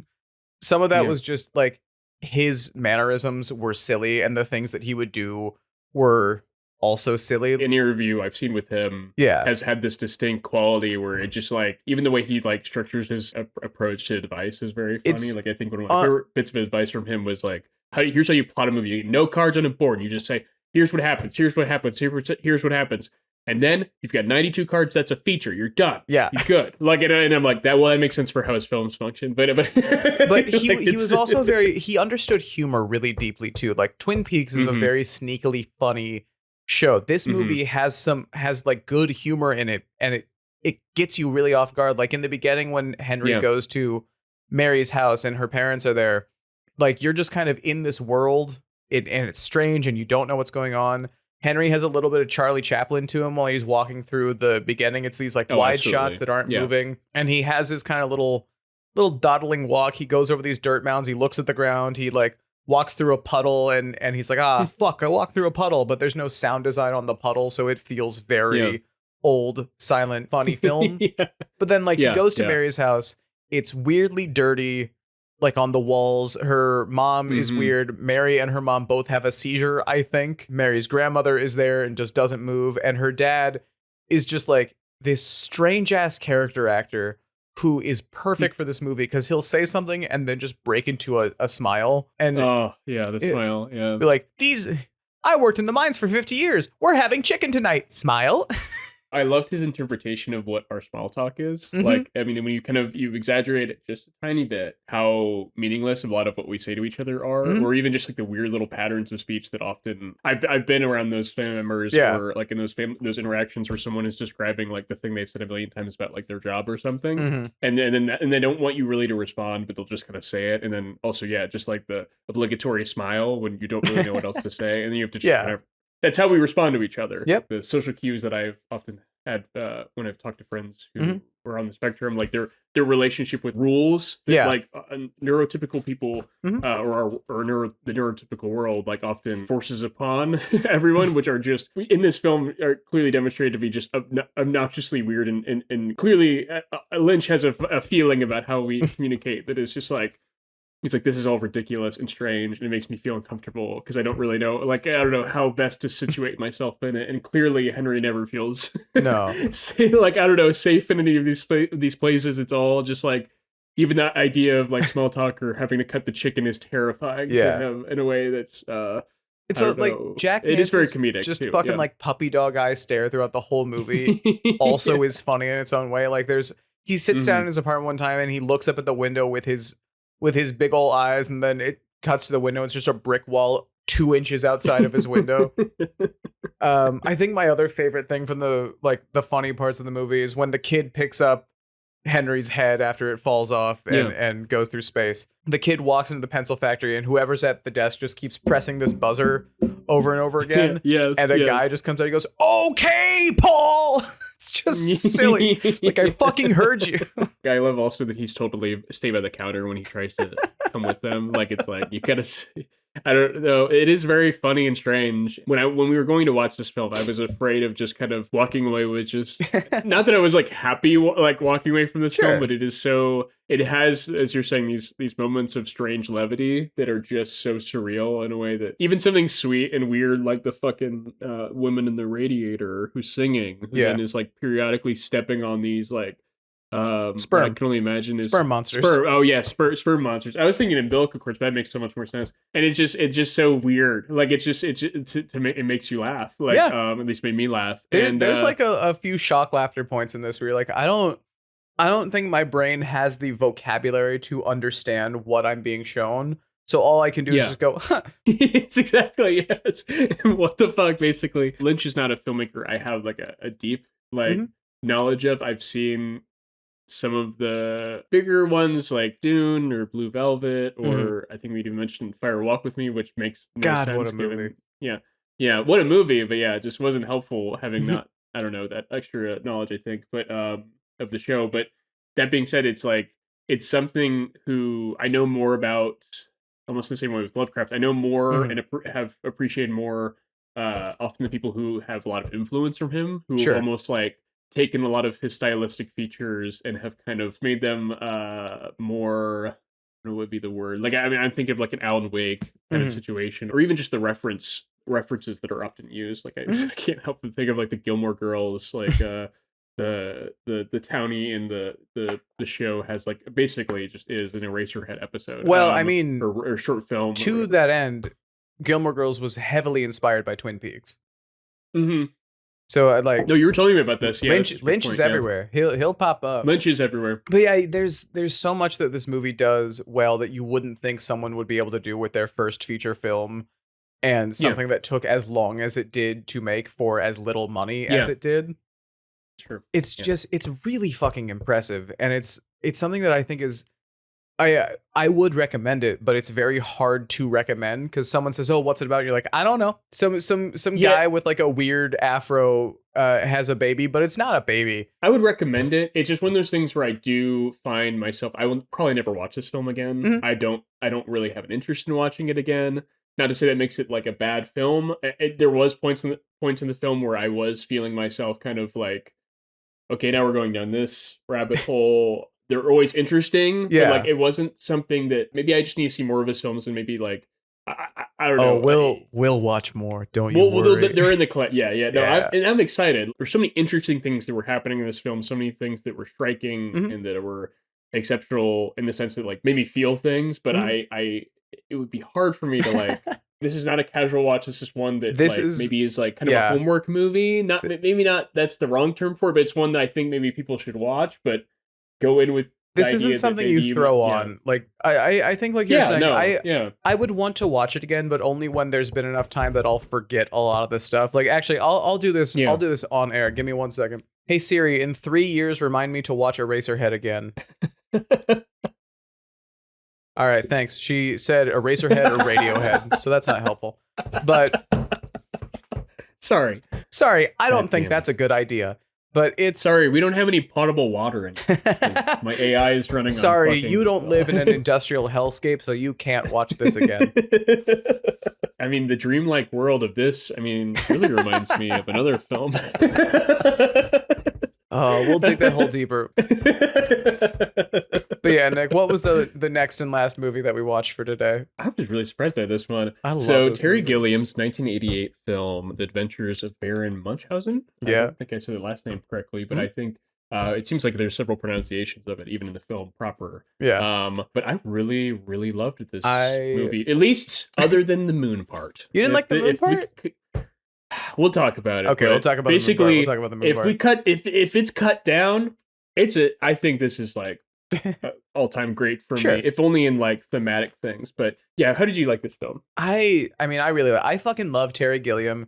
I like before we started putting this together, I was really thinking about going and like watching a bunch of his movies. Then we started this and I was like, oh, he has a lot in the collection. I should wait. And it's because were you big into Monty Python? I am, when people have like pointed out specific like episodes of the original show or specific sketches and I loved Holy Grail when I was growing up, but I have not seen Life of Brian. I haven't seen like what I think would probably consider like the larger cast of them. I mean, I'm familiar with Taylor Gilliam insofar as I'm familiar with Monty Python, but I was like just amazed by how it's crazy. It's like crazy. The scale of this movie, the scope of it for being done in the late 80s, where like I know CGI was kind of starting to poke its way into stuff, but there's stuff in this where like that lightning is drawn onto the screen, but there's also really fucking impressive practical effects throughout almost the whole thing. Even when you can see how they're done. There's a part of the movie where one of the characters, like their heads detach from their bodies and they fly around and they're you can tell how they did it. Like it's someone with a green screen curtain on underneath them that's being like wheeled around, but it's done well enough that you kind of, it's really easy to suspend disbelief, which is also the movie is about suspension of disbelief. It's about Yes. there's a war going on between the Turks and what the fuck is it? Like some European city. I don't know if they actually ever name what the town is. They just call it the town think or the so. city. It's the Age of Reason. It's Wednesday. It's the age of As reason. the movies. It's Wednesday. It's Wednesday. Also, gotta say, love that text at the beginning. It's So a very good. simple thing, but Mhm. there's something like I'm like, that's really pretty. Oh, It yeah. looks really nice on screen on this just bounty of things we're seeing in the visuals, like of these. Terry of, Gilliam I is think- such a good visual director. I mean, like that's why I was asking about Monty Python, because on Yeah. the show he would have these animated interstitials that would move between the sketches, and they Mhm. were ridiculously impressive for the time in the 60s when he was making them, especially because Yeah. it was basically just he would cut shit out of newspapers and then collage them together and make the weirdest shit. And that's sort of my frame of reference for kind of his style, because it's like in the Holy Grail movie, there are these. I mean, what is it? The God scene, or like, Yeah. or there's like these like you're saying, these transitional moments. And it's been a while since I've seen that film, but I've seen a lot of his animations, mostly separately from kind of what they're done. But they're such a big, I don't know, that style, like whatever you would describe that as, like collage, like maximalism, is something that I absolutely love. I'm kind of obsessed with how this film looks, even though it doesn't really have that particular. I mean, I guess it's like there's notes of it in terms of like what the themes of those animations are, or even just like what Monty Python often touches upon. Just visually, I don't know, amazing. It's so good. Just So captivated. there is an unnamed, or at least maybe I'm stupid, but a city that is getting attacked by the Turks. And in this city that is war torn and like destroyed and blown out to shit, there is a touring theater company that is putting together a show about Baron Munchausen's life. It's Henry Salt and Son is what the posters all say, but his daughter Sally is going around crossing out son and writing daughter because he's like, that's just what people expect. She's like, but that's stupid. You don't have a son. Well, and I absolutely love, firstly, this whole opening sequence, because I had no idea what this film was. Same. Yeah, I went in fully blind. But then we see a stage production is happening in earnest, which is this, as you said, the adventures of Baron Munchausen. But then she is behind the scenes as all of these things are happening, but then you're also seeing the theater production happening and the reaction of the audience. And it's like, firstly, visually stupefying a little bit. Some of the theatrical stuff, I could have just seen a whole performance of this. Oh, like, yeah, it's like if for that sure. was, I thought that was kind of what the film might be. I was like, maybe we're just sitting inside, like, because I was like, I have no concept for it, and just seeing kind of what's happening behind the scenes as she's kind of running around, like almost like, oh gosh, you guys need to do this next part of the scene. I think it was like the water to set up for like a scene where he's about to be eaten by a large monster in the sea, which comes up later in the film as well, which was very cool to see. But it's like so visually stunning, and I'm going to probably keep saying that over and over, but I was just really impressed by. I don't know. I was locked in. I mean, Me too. There are points where I locked down. Like I kind of find myself. I'm just where I was just like, oh, okay, Robin Williams is really doing a bit here. While they're putting on this play, there is, what's his name? The Right Ordinary Horatio Jackson is in one of the like theater boxes, and he's trying to plan out all this stuff about the war because he's the leader of the town that's getting sieged upon. And he even like goes so far as to, I think it's Sting is the guy that comes up to him. Yes, and it's Sting. the people are like, this guy has shown unbelievable bravery. He's saved us all. He's done all this shit. And he's like, kill him. And they're like, why? And he's like, what the fuck does he say? It's like, it's demoralizing to the ordinary soldiers. And whoever plays him, let me look it up real quick. It is Jonathan Pryce. It's Jonathan Pryce. Yeah. Terry Gilliam had a fucking knack for finding the best character actors and just getting them to do the silliest shit, which I'm sure comes from Monty Python, where they would do the same thing. But like this guy, just the way he says words, like the lines themselves aren't funny, but the way he said them, like, kill him. It's silly. It's really fucking funny too. It's whatever the effect is, or whatever kind of the approach he's taking, how it's functioning, it works. But there's like this interesting thing that's happening where his whole bit of this character is sort of like he's kind of like a Robespierre of the French Revolution. He's kind of the guy who's leading. He's an elected official of this town, but he's kind of like rights and reason, but then he's also occasionally though, he's like only occasionally, he's also will end lines with like a French affect. Yeah, but it's like not a right. It's really it's funny. not right. but it's very funny. He has this shitty little like one half of his face smile that he does after most stuff. And you're like, you smug prick, Yes. please talk more because it's silly. While And he's kind of the Oh, yeah. counterbalance to kind of what's ends up being our I don't know, our protagonist, guy. I mean, the protagonist, the Earl real Frederick Baron Munchausen. Who's played by John Neville in the film, who So fucking good. oh my god, he's amazing in this.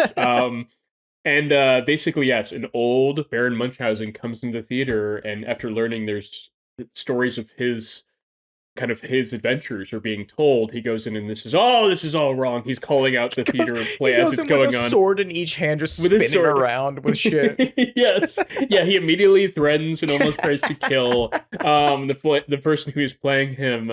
But then Sally's quickly cuts off the fake nose that he has applied to his face to play Baron Munchausen, and then but he quickly almost kind of clicks into the rhythm of these character actors who also portray the real, I guess, imagined, I don't know, peers of Baron Munchausen. It's kind of an interesting.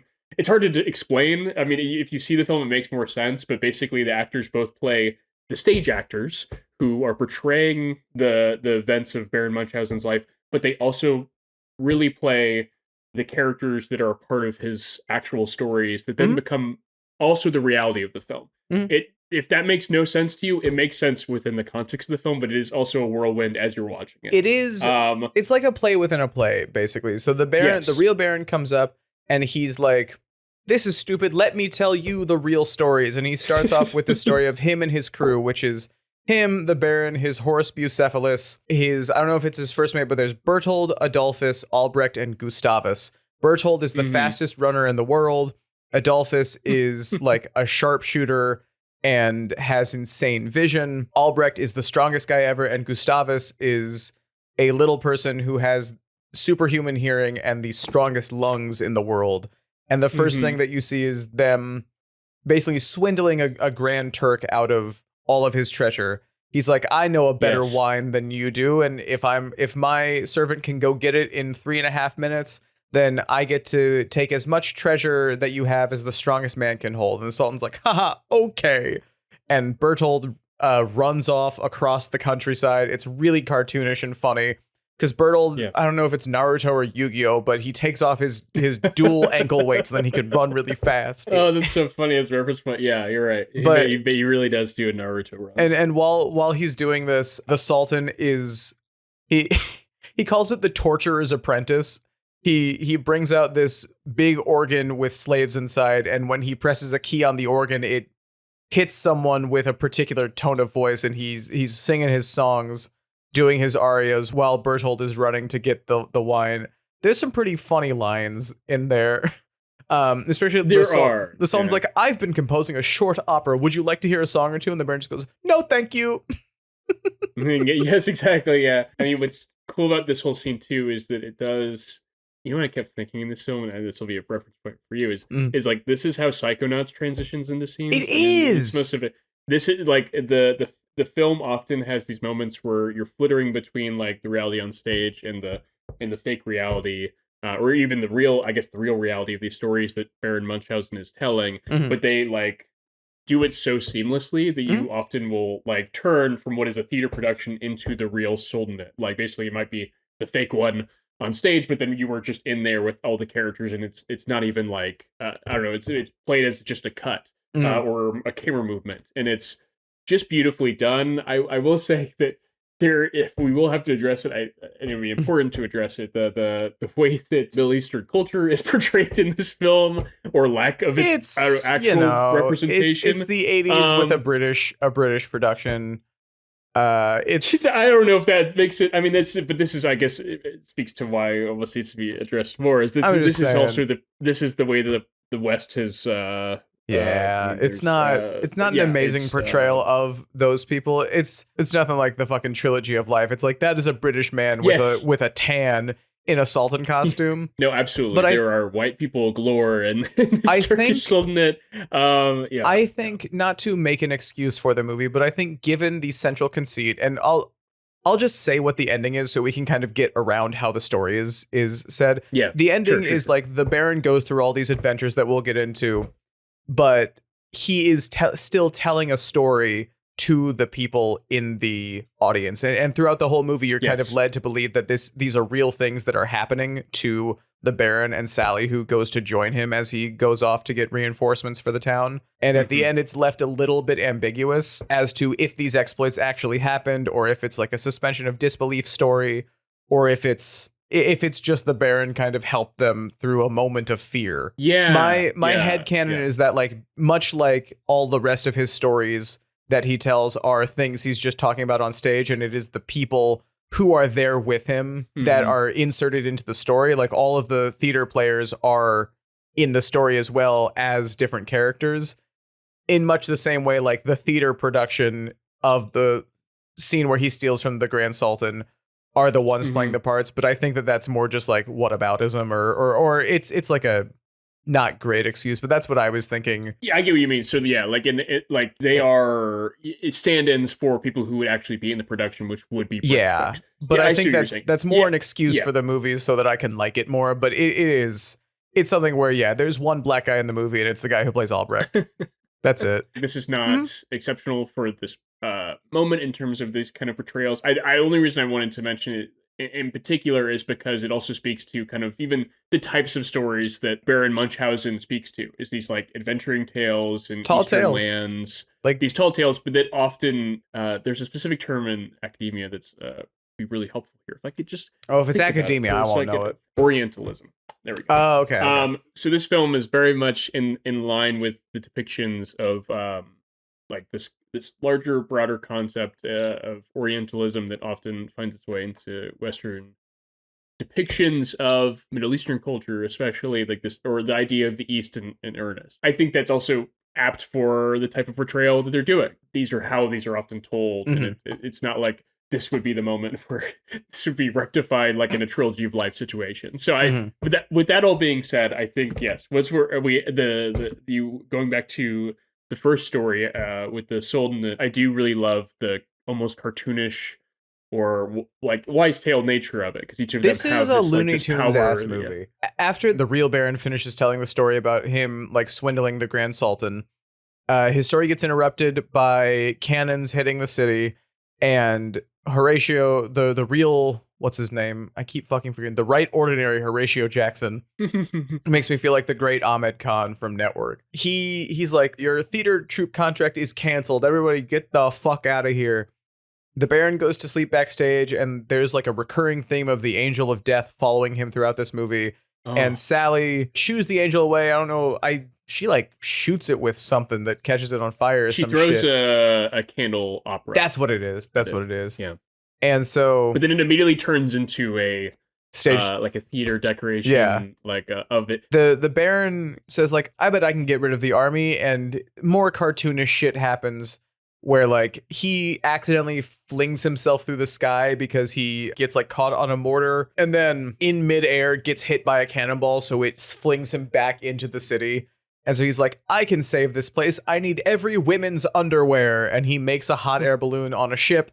Sally stows away on there, and then they go on some adventures to gather the Baron's crew to save the city. And then we get like real, actual, wonderful, cartoony shit that just keeps topping itself with how imaginative and fun it is. But the first one, the film kind of proceeds as like it basically becomes getting the band back together. Each of his former servants, or I guess crew members of his adventuring crew, each of them in different kind of spots, and that's kind of the structure of the film. After that is him and Sally are going from place to place, kind of often by happenstance, finding themselves close to the next crew member and kind of almost like doing whatever task that needs to be done. It felt almost like a video game. A little bit, yeah. There's three levels. Each one you have to get. The first one is Bertold, then there's Albrecht, then they got to get Gustavus and Adolphus, and then they go back to the town and final boss. I just kept thinking Zelda too. I was just like, they go inside the mouth of a monster, and then they also do go to like the Baron's in the water temple, like a Gorgo. Yeah, like it really. I was like, Ocarina of Time is so much like this. It's so funny. Yeah, go ahead. With the moon one. Yeah, so the first one, they find themselves going to the moon. They sail to the moon. There's a really, really pretty shot where Oh. it like opens on black and then you get like the outlines of stuff. Then it's a top down of the Baron's ship that's been like lightninged out of the sky, very slowly making its way through this pool of sand, and it's really pretty. And suddenly they're on the moon. And they interact with the king and the queen of the moon, who can separate their heads from their bodies. When their heads are off their bodies, at least the king is very intellectual and self-centered and very like trying to be omniscient. And then when it's back on his body, he's very hedonistic, I guess is a good way to put it. And the Baron also has a romantic past with the queen. It sounds like we had differing opinions on this. Robin Williams in a very unexpected cameo in this movie. Yeah, I think basically everything up until this point is golden. Like, Okay. I think there's, like, because it basically, not to say that this is even the worst, there's like, this is terribly bad. I just feel like the film kind of comes to a standstill in a way that I'm just really not feeling. But maybe it was just the whole bit. I don't know. I love Robin Williams as a performer. It's just that it's clear that like certain films often use him where it's like, okay, we're going to put the camera on Robin and he's going to do his bit for a little bit, and then we'll just find some way to kind of structure it. So, I mean, that's his style of comedy. Of stand-up comedy is he's a riffer. He goes on these long tangents of interesting story making. But because we ride into this beautiful shot, and then Robin kind of goes through these diatribes about this character that I feel like I already got the sense of within the first few seconds of him being on screen, and I just wasn't into it. I felt like it really slowed down the film, and I was just like, I feel like if we cut most of it, I'd be very happy. It But does that was sit just with it a me. little bit. I had no fucking clue Robin Williams was in this movie, so when he popped Me up, I was neither, like, yeah. holy shit. I do think that's also where the movie kind of transitions from, obviously, like we talked about with the Baron's story when he goes to the Grand Sultan, there are jokes, like jokes in this movie. But I think aside from that story, it wasn't very humor heavy. And then when Robin Williams comes in, that's when I was like, all right, this is fully transitioning into a cartoonish Monty Python-ass comedy. And That's so true. That's where I kind of started to perk up a little bit more, just because like beautiful movie, so much fun up to this point for sure. But I was not disappointed. I was just kind of like, all right, my expectations were a little bit different. And then when he showed up, I was like, nah, they were just waiting for Robin. I agree with you that his scenes can go on a little long. He was a riffer, but I also think that he has some funny shit in there, and that could I just didn't laugh though. That's okay. I really liked. I'm just so surprised. I thought we were going to be in agreement, but that's okay. Yeah, no, that's I mean, okay. it might also be it's just how Robin Williams hits me. I love his more earnest work. Like it's like my favorite roles of Robin's are never really his comedies, which is funny for what he is. But I'm like, I love him in Good Will Hunting. I love him in fucking even Dead Poet Society. Which I mean, like that's like such a maudlin film, and I'm like, I like him when it's almost like we're holding him back a little bit. Those are my favorite performances from Robin, where it was like, this one felt like, Robin, do your bit. And like, if you're into the bit, that's great. But I was so wrapped up also in Sally and Barry Munchausen's relationship at that point that I was like, why are we on this? We're talking about like the nature of dreams and like reality. And then now we're dealing with like, if he's gonna like fuck his wife or not, like, and then a joke that's like about him. I don't know. It was not my thing. As someone who grew up with like Jim Carrey and Whose Line as my like favorite comedy things, or even like The Simpsons, which I love very dearly, this was kind of exactly in my vein. Not every single thing hit, but there were some things where it was also, I was watching this at like midnight, so I was tired, but he throws out like, I don't have time for flatulence and orgasms. I hate that face you make me make when his body is trying to like like slip his head back on it. And I was like, $50 that was just Robin riffing around. Like there's no way that was scripted.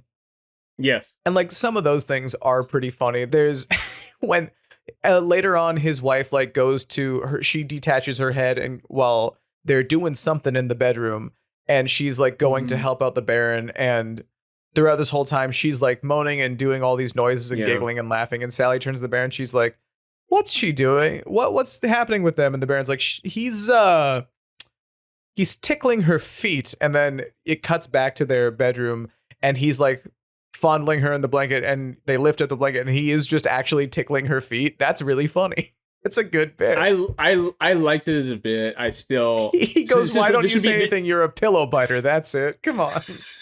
That's good shit. I like the thing is it probably I think it's entirely just based on like how I was feeling, like how engaged I was with the prior stuff, because other parts are as silly as the film goes on. You find yourself more in it too, because I had different expectations, and I think to use your the Jim Carrey example, it'd be like I love him in Ace Ventura and I love him in Liar Liar, but I don't want that same energy randomly popping up in Truman Show. Of course. There's a little much in that scene. But that being said, it's like that. I love the whole. I mean, like I love the idea of the moon. Maybe if this was also maybe in a different order, possibly, maybe I would have a different feeling. Like maybe because the second one I really vibed with, even if it did have the same kind of like the humor was a little strange, but it for some reason hit me. I don't know, even though it has its own tangents, like I guess we'll get to in a second. But I also love Eric Idle in this movie. Idle has always been my favorite Python. Like he's the way that he's able to like do his emotional heel turns or do like the deadpan comedy delivery is just always so funny. Like obviously all of them were amazing performers and they all had their strengths, but Eric Idle, something about the way he's able to do stuff. Like when the Baron finds Bertold and he's been in like a cage on the moon for 20 years and he doesn't remember anything. He doesn't remember that he can run. He doesn't remember who the Baron is. They're arguing after they break Bertold free. Bertold like doesn't want to do anything. He doesn't want to go on this adventure. And the Baron's like, "Why not?" He goes, "I can't remember." He goes, "You're frightened." He goes, "Yeah, that's it." Then he screams and runs away. Like Eric Idle is so good at those types of deliveries. Or like, I think he was one of those people who was able to crack their voice whenever they wanted to. Because there's one part later where he can't swim after they get they're in the ocean at one point. He goes, "Quick, back in the fish!" Like it's a Shaggy from Scooby-Doo line read, and it's so fucking funny. Yeah, I feel like a different performer probably would have really graded me on like what this character ends up kind of being. He really pulls off something that's like a really good balance. You come back here, you wasted half my life, and now you expect me to follow you to the ends of the earth? Yeah. All right. Okay. Yeah. Absolutely. But is there anything else you wanted to dive into in this moon scene? I mean, I don't think so. Other than I did really like the visual and practical effects here. Like you said, Sybil is this monstrosity. The size differential, because the King and Queen of the Moon are humongous compared to the Baron and Sally and Bertold, and it's done pretty well.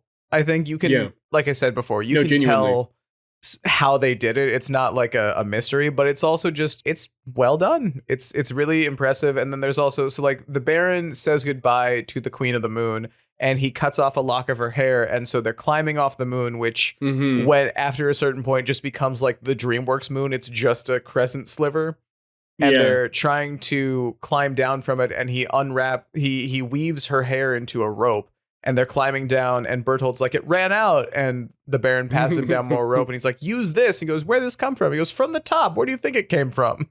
Then they all fall into a volcano, and we get the next little scene where they try and get Albrecht. Well, I did want to speak to, like, I love this little transition, because often this, I mean, you mentioned with the moon, is there's often moments in the film where your perspective will slightly change. Like it almost is like doing a little optical illusion every time we're kind of cutting, like in terms of how things will appear small, but then become large, or things that will become that were large will become small. There's like a bit that's at the beginning of this dialogue, because they fall into this, what becomes this cartoonish hole that they make in the earth, because they fall into what they thought was going to be a volcano, but actually has been lying dormant. But they're in this like industrial hellhole where Cyclopses are trying to rally for more wages against their, like, I don't know what god he's supposed to represent. Vulcan, the Roman god. He's the god of fire. The god of fire. So so there's this Hephaestus was the Greek one. I see. Okay. Vulcan is yelling at his workers, these Cyclopses, who are working on like modern day ballistics. Like it's kind of it's really a weapons manufacturing plant. There's this whole line that they give where they're unsure if the like, oh gosh, there's more giants. They're all looking up at them, and it does make it look like Baron Munchausen, Desmond and Sally are really small, but then they do this funny little camera trick where, like, when he pulls them up, he's actually taller than than the god. But it's like, but it plays it as if like you were expecting them to be big, but don't worry, they're going to be small. And I do love too. There's several times throughout the film where like Also, the Baron Munchausen is performed originally as old, but throughout the film he'll like switch back and forth between old and young based on his level of adventure, but also is like I think it was his proximity to the Angel of Death, which does come into play a little bit later. But the Angel of Death that, like we said before, shows up when the Baron first goes to the theater troupe, but it follows him around the whole movie. In the very beginning, actually, we see a shot of this statue of like a cloaked skull figure. Yes. And that is the thing that keeps popping up in a lot of these different, I guess, vignettes that they find themselves in. And my thinking was like when the Baron gets close to the Angel of Death, that's when he appears older. But you're right, he does also say it's like when he's happy, when he feels like he's into adventure, then he looks physically younger. But yeah, they're in this kind of industrial nightmare that then turns into a tea party with the Vulcan has invited them and has given them the tiniest teacups.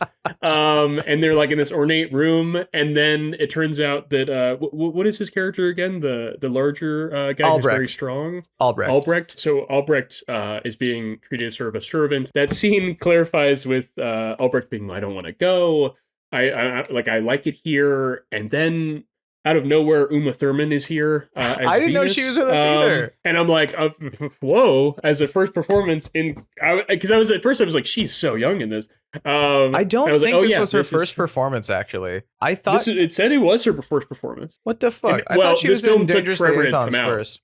Oh, okay, yeah. This came out first, but I think Dangerous Liaison might have been filmed first. I think the opposite.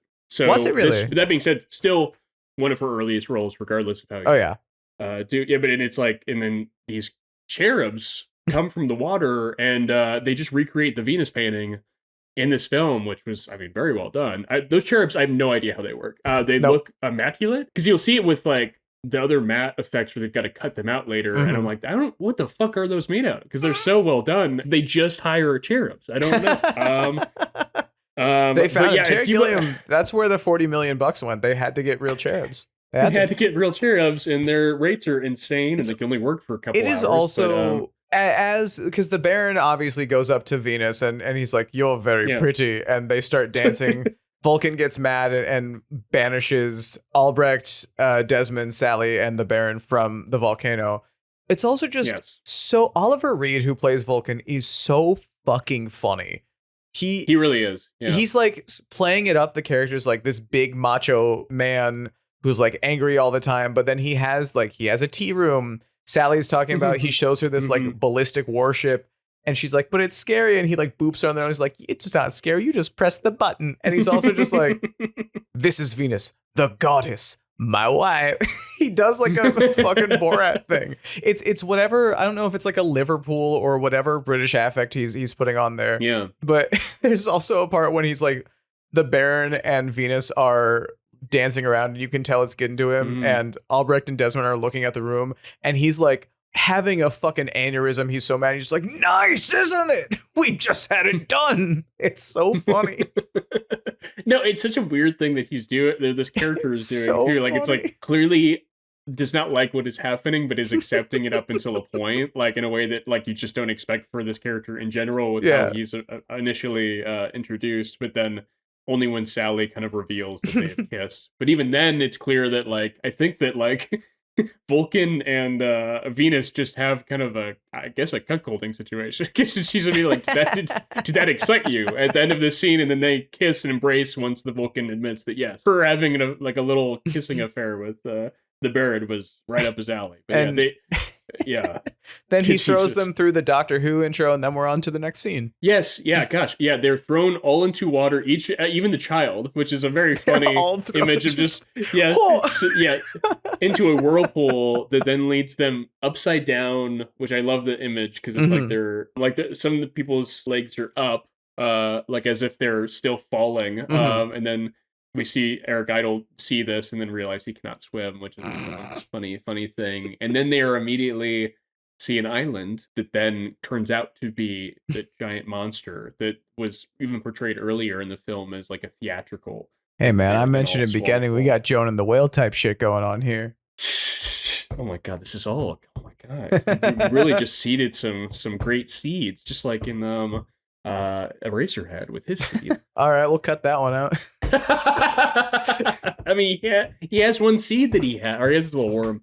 Regardless, yes. So they find themselves inside of the sea monster. I kept thinking too, oh, this is where the misadventures of Flapjack comes from. Yeah. This whole film is kind of one larger influence on that show and that kind of whole stylistic like toss-up of Victorian culture, but then also with these sea shanty stories and I don't know, the whole aesthetic and stuff. And I was like, oh shit, that also made me very happy. In a certain sense, like just to see some more of these influences of things I really loved. But I love the inside of this monster that then reveals there's also a ship inside, where the last of the two crew members are, and it's a beautiful set. Like the whole set, I'm like, this is amazing. Gustavus, yeah. Well, like, I love both of these guys. So like Adolphus he looks like fucking Dr. Eggman, kind of. He like has this giant fucking mustache and he has these big old Coke bottle glasses. And I don't know if we ever necessarily heard him speak earlier in the movie when we had like the Baron's initial story. When he talks in here, he sounds like Gollum, and I wasn't expecting it, and it hit me to my fucking core. It was so funny. And it's not something there it's like grating. It's just so special. Yeah, it's so funny. It's just, and I love also that like he can't see anymore or he can't see well, and then Gustavus cannot hear, so he has a little horn that he's holding up to his ear, and I love the whole fact that they're all just old as fuck now, and like it is like they all almost all submit to time gone by, like almost as if the age of reason is really taking over. It's like why? How could we ever assume that we could get out of the situation? Like this would result in any other way, and Sally just like, no, you can't give up. The Baron's like, we'll never get out of here. And he sits down, he starts playing cards. The Angel of Death shows up again. Sally's trying to like motivate him to figure it out. She shoos the Angel of Death away yet again. The Baron's horse shows up. It just fucking crashes through the window of the ship. And you're like, all right, cool. They reinforce a thing that they said earlier, that the Baron can blow a modicum of snuff into the sea creature's interior. I think snuff is like tobacco. Yes. And it's a concentrated form that you inhale. Gotcha. So he blows Zin into the sea creature's interior. Yes. They sneeze, and then they it sneeze. It sneeze. They get shot out of its blowhole, and then they're like all back in the water. We get an amazing image of them all wondering where the Baron is, if the Baron's dead from it, and he just pulls himself on his horse, both standing like a statue, out of the water through his ponytail. He just hoists his own ponytail up, and they come perfectly out of the water. It is so well done. Whatever this effect is, I guess it's just a cut out, but it's just kind of like magic. But I also kept thinking there are a lot of scenes where this horse is just going into water in a way that I'm like, I don't think a horse should be doing what it's doing, and I feel uncomfortable, but I'm sure it's a mix of effects that are happening. But I'm like, that's so impressive. It is.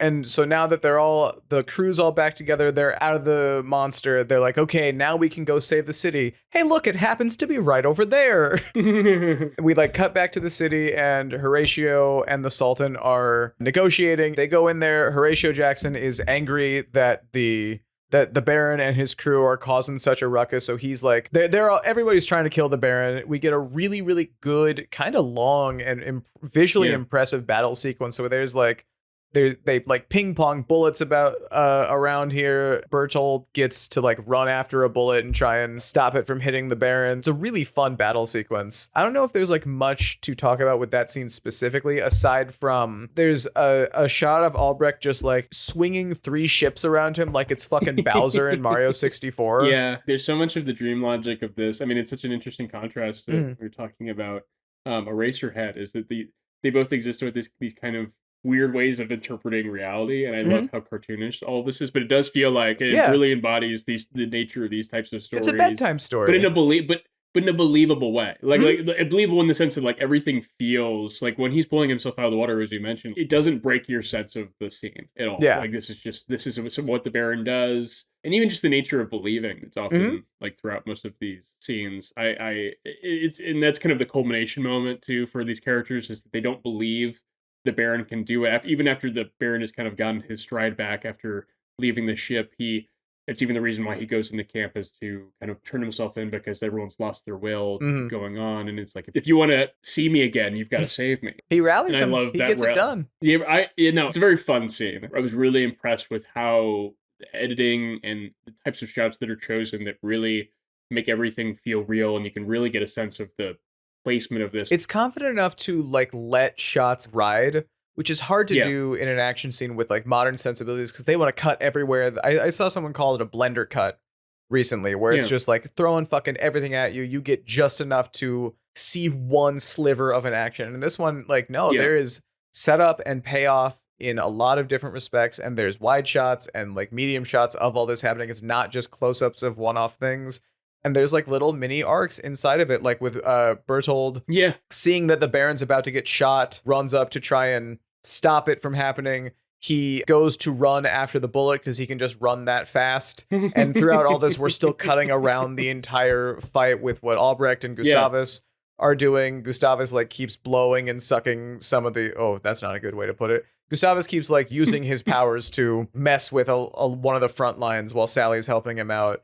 And Bertold, while that's happening, is running after the bullet. He can't grab it because it's going to hurt his hand. So he finds a piece of armor and then it ping pongs around the entire camp and then it hits the shooter back in the face. Yeah, they all get their moment. I really appreciate that. And none of them feel unearned. It's really hard to juggle that many people, even though it's not that many, in a battle scene and give everyone a moment. Like in a way that I think the Avengers movies to bring like more modern have struggled with in the past, when there's so many people running around and you're trying to give everyone a little bit of time. But in this one, maybe it's because it's only 5 people. Maybe it's because Terry Gilliam's a good director. It's super easy to figure out what's happening, and it's good enough at keeping you engaged that you're never just like, it's a battle, I can just tune out for a few minutes. Good action scene, and then they defeat the church, like in this scene. But then Horatio is waiting behind the Angel of Death statue from the beginning and shoots the Baron. Sally goes up and she sees the Angel of Death on him. She's trying to push it away.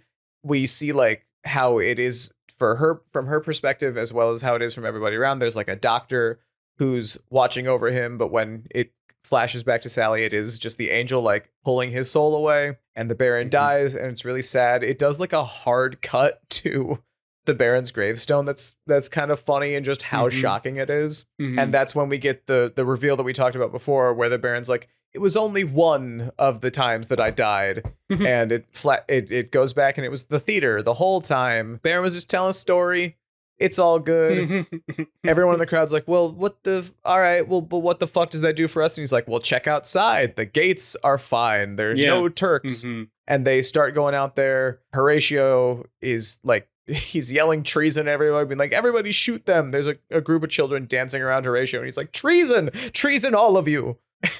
They open the gates, and the Baron was right. There's nobody there. He's like, well, thanks, everybody. Sally's like, it wasn't just a story. And he goes, fuck you. And then he crossfades into the sunset and the movie ends.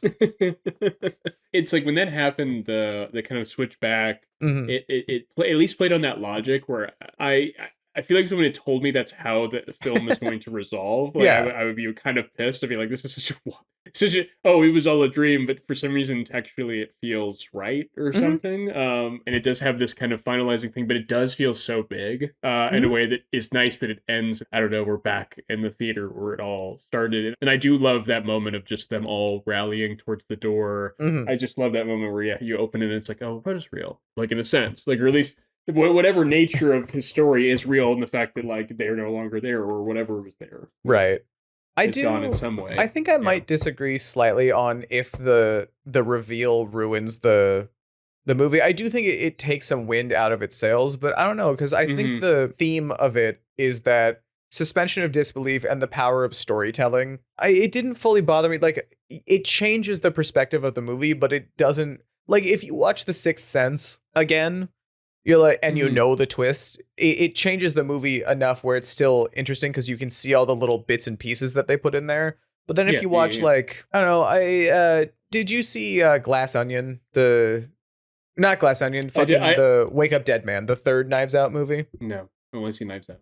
Okay, well, all 3 Knives Out movies pretty good. But with the last one, the newest one, Johnson. Yeah. I do too. With the newest one, it was something where the first time I watched it, I really, really liked it because it has to unfold the mystery that's going on. But then the second time I watched it, I liked it a lot less because it was something where I could see the setup of what was going to happen.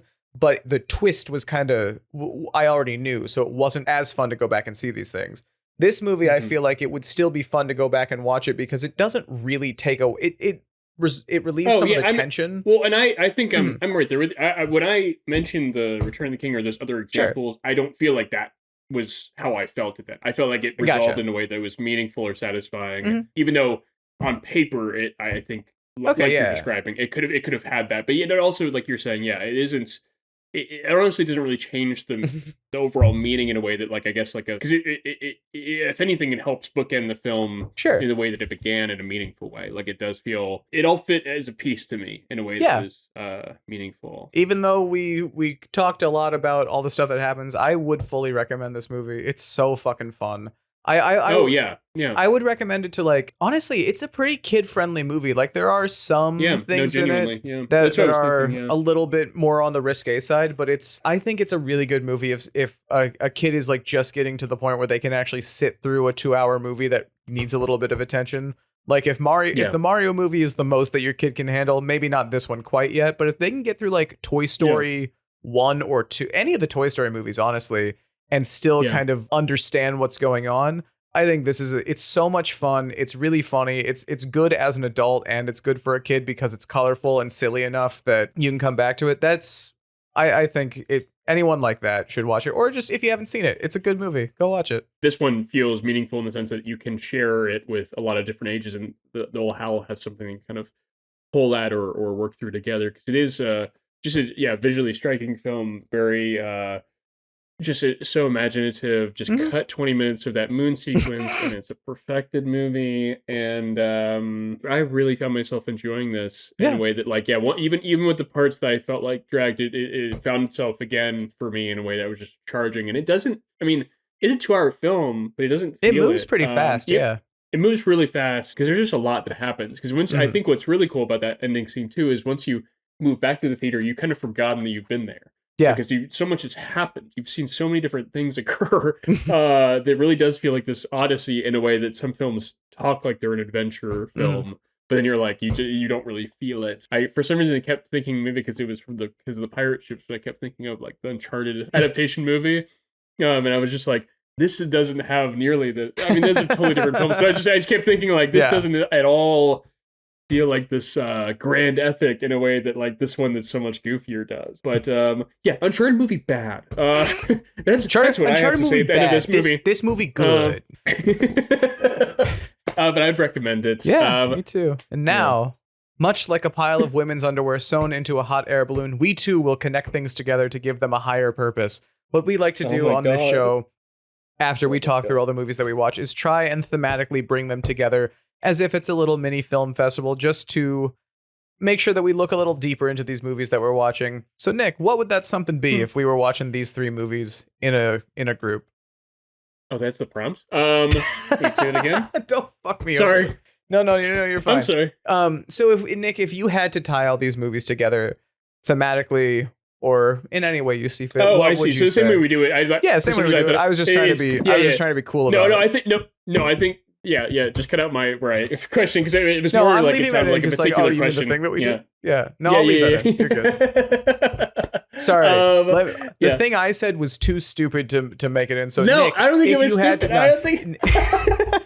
Nick, if you had to connect these movies together, how do it? I love that one. We're good at what we do. I would do it as the power of our own narratives. I think that'd be the kind of the theme I saw throughout it. I mean, to take Chasing Amy, this is a very particular person's perspective on the gay community, but also about how relationships should function and how narrow that can all be, and how can I just, if you sit in your own narrative, your own framing of it, it can just, I mean, well, you can end up chasing Amy, you know? Yo, that's what that movie's about. Whoa, wait a second. Holy shit.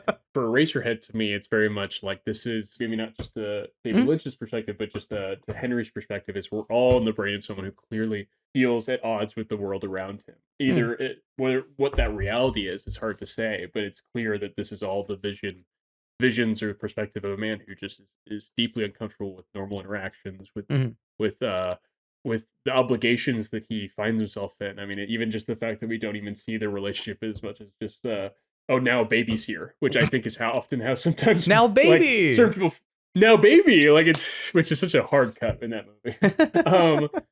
And Baron Munchausen, I feel like it is just like the power of someone's charisma or power as a storyteller to kind of envision themselves in particular ways.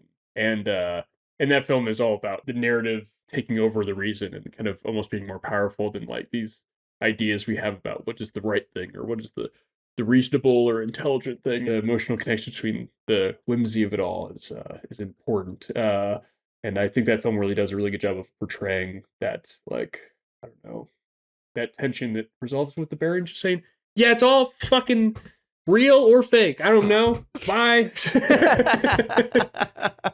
No, so that's my analysis. I really, really like that because this was kind of a harder one for me when I was thinking about them to try and bring them all together because they all tackle like pretty different things. What I landed on was it's like fear and maturity connects all of them. I think fear is kind of a better link than the maturity one, but I guess you could make a case for either one. Like Eraserhead is very obvious. It's parenting and responsibility. Henry's fucking terrified of it. It looks like he's terrified of everything around him, but it's also about how those fears manifest. I don't know if anybody wants to interpret what he's seeing or what happens to him as fear or as visions or dreams or anything like that. I think you could pretty strongly say that it's like self-conscious becoming real. And fear tends to affect your subconscious a lot. And I've seen a lot of analysis of the movie be like, the lady in the radiator is like his feeling of release or his like inner desire to kill the child, which is why she's stompy on the sperm. He wouldn't have that if he wasn't deathly afraid of what having a child means to him. In Chasing Amy, it's like the fear of emotions and sexuality. Like you could argue that Banky's like what Holden is saying about Banky, where he's like, you're scared to acknowledge that you love me is something there, but also just like Holden is scared of his lack of experience relative to what Alyssa has. He is horrified of facing that, which is why he just yells at her and curses her out instead of actually dealing with it. Although when he deals with it and he suggests that they have a threesome, it's not amazing in that respect. And then in Baron Munchausen, there's like the fear of aging, there's the fear of death, the angels following them around, the fear of war, fear of the unknown. But I think that one's also a little more hopeful because the whole movie is about the strength it takes to face those fears. Like no matter what's going on, Sally is always trying to push the whole thing forward, and she's kind of the audience ground of the movie. She doesn't know what the fuck is going on. She's just kind of along the ride for a cartoon thing. And then from the maturity standpoint, like parenthood is a brand new chapter in your life, no matter where you are or who it is. Baron Munchausen is like the storytelling and the innocence or the independence of a child to think for themselves. Because like the first thing we see Sally doing is kind of undoing her erasure from her father because he has Salt and Son or whatever the fuck it is on all the posters. And I think that is kind of a big point that doesn't have a set time in people's lives where it's like, okay, I've become sentient. I can think for myself. I am like forming memories that I can go back to. I have the vocabulary, the articulation to speak my mind and my opinion. And that means that I will get a lot more representation, but it also means that like people will start to impart their opinions and their desires on me because I'm no longer a blank slate. And how does that work for my life? Sally is kind of fighting with that the whole movie. She's trying to get people to recognize her as a person. She's trying to get people to listen to her when she wants to follow the Baron. That's why she sneaks away on his ship. And like, she's, I think, one of the ones that leads the push for him to open the gates at the end before everybody else gets on board. And then with Chasing Amy, I mean, emotional maturity is really obvious in that movie that Holden and Banky don't really have it. Will Banky ever get it? Probably not. Probably not, because I don't know if he ever revisits that character. Does he? You would know. I was going to say, I loved your analysis. I love the maturity bit. I think that's such a great... Thanks, bro. I liked yours more, but that's why we're two different people. Should we have a three? No. But now that we've done all that, we've talked about all these movies, we've talked about the stuff that we've watched a whole bunch. We also like to be sure with every episode of this show that we look at things outside the collection because what Criterion puts out does not exist in a vacuum of culture. We don't want to do that either. So, Nick, I want you to tell me, I'm going to give you a minute on the clock. Tell me about any movies, books, comics, music, games, art, places that you've been, things that you've seen. What have you been experiencing outside of the Criterion Collection? What this have I week? seen? What have you seen? You have 1 minute. Go. Big thing, my cousin let me borrow his Switch, so I've been playing Tears of the Kingdom, which has been great. I'm only in the first opening moments, but I'm already seeing how big that thing will get. I've also really been enjoying lately a lot of really great soundtracks. Honestly, Wanderstop, I've not played the game yet, but it's a Davey Wreden game, but also has some other great, fantastic narrative designers in it, and very cool premise, but the music is amazing. It's for the same person who did Minecraft, so I've been loving that. I've been on a big Game Informer thing. They're just so cheap at the moment, and some great old essays and journalism interviews there. Other than that, my biggest thing, honestly, has been my Artist's Way book that I've been working on, the Julia Cameron. It's like a kind of artwork book. It's been really helpful. I would say that anyone who's looking for something that's kind of something, I don't know, to challenge yourself as an artist, or maybe just reset a little bit after some burnout, I think that'd be a great book. Anything else that's been kind of on the thing at the moment? But sorry. That would be it. Yeah, No, I love that. I lost the thread a little Did bit. you play Breath of the Wild, or did you start with Tears of the Kingdom? I played most of Breath of the Wild, or Okay, at least okay. most in the sense that it was. I think I beat. I don't know if to say biomes, but beat two of the giant big beasts. bosses. Yeah. Giant beasts, and then I was on the desert one, which Tears I of had the not Kingdom finished, is but I so was pretty fucking much, good. It's Nintendo now. Controversial opinion. Nintendo knows how to make a good game. But have you considered that Sega do what Nintendo don't? Yes, consider and Sega do lose money when Nintendo don't lose money. I don't know what Sega's you're doing talking okay right about. now. Sega's doing the okay right now. Dreamcast is one of the best systems. Yeah, I'm it got glad that, representation in fucking Chasing Amy, the best movie from 1997. I don't know if that was a Dreamcast. I wasn't a Sega kid.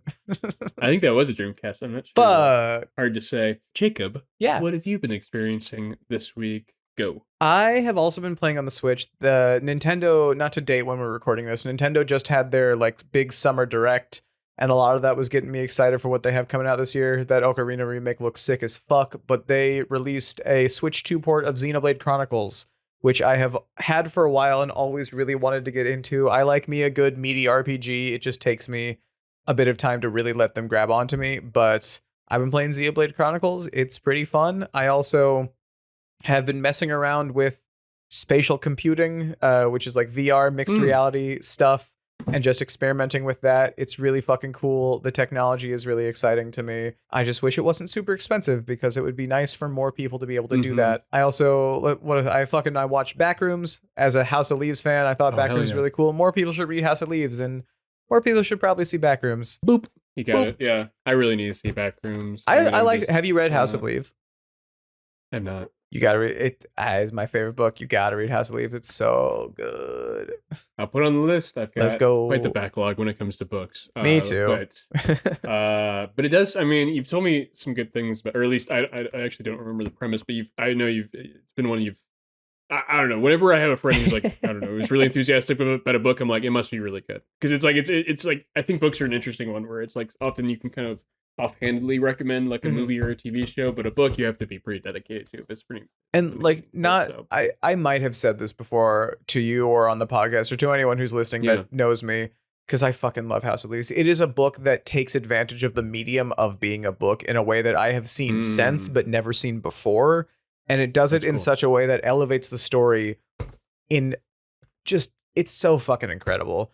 There's also a book called S that's by Doug Dorst and J.J. Abrams, where the book is meant to feel like you got it from a library. And so there's all these little inserts. There's these notes that people leave in the margins, so you can read the story that the book is telling, or the story that the book is telling, if that makes sense. And no, those are actually my favorite pieces of. It's like there's not S that and many. House of Leaves. You gotta, both of them are fucking incredible. But that's makes you think of Infinite Jest as well, which has a different way of approaching it, but it's don't like that book. I don't like it. I couldn't. I can't read it. I didn't make it my way through. I mean, I like some of the writing of David Foster Wallace's, but honestly, I like more his interviews. And I got 200 pages into that book, and I was like, I really want to finish this, but I realize now I don't have to, and I put it down. Well, that's true. Yeah. Yeah. I mean, that's actually the biggest lesson as you're growing up and being a reader is like, Mhm. if you're not feeling it, like it's not, you're not Don't. required. Now that I've gotten to talk about House of Leaves, I can get my $1 for the week for talking about it again. We can choose our next entries. Again, we're just really trying to drive home that we are bad at transitioning between thoughts. We have ADHD. We will move from one topic to the next without giving a fuck what you think. We're going to pick next episode's movies for the podcast. Nick. We do this on the show. Criterion Castaways. We do this on the show that we do. We've done it. We do this on the show we do. I was trying to make it better and it made it worse. No, it's okay. On Criterion Castaways. We've done this a few times. You'd think we would be better introing the main fucking thing we do on the podcast. Yeah. What we should say is whenever we start this part of the bit, we should say on Criterion Castaways, we do things a little bit different here. Hey, here on this show, we do things not the same way that other similar shows have done it. So I'm gonna run our randomizer, Nick, and we're gonna see what we're watching for next episode. Oh shit! Sound good? Oh man! Sounds Alrighty. great! I'm so excited. I am. I sound disingenuous. No, that's great. I'm glad you're excited. Alrighty, Nick. Next episode, we are watching La Vie de Bohème from France, I'm going to say. Okay. Yeah. That Never heard this film. I have not either, but it looks really fun. It's from 1992, so it should be a more modern French movie than a lot of the ones that we have seen. But probably bigger news is that we are also watching Greg Araki's Teen Apocalypse trilogy. That is the movie that is a trilogy or is a trilogy R? What? All right, thanks for that silence. You just said me to a riddle. I don't know what. Wait, I was what? trying to think of grammatically what is correct to say like that trilogy is or that trilogy. I think it's trilogy. Is. I don't care. Yeah. So anyway, yeah. next up we're also Sorry. watching, It was like I think you were reading it. Yeah, no. The 45-second pause between me asking a question that didn't make sense and then my brain panicking of like, what the fuck did I just say?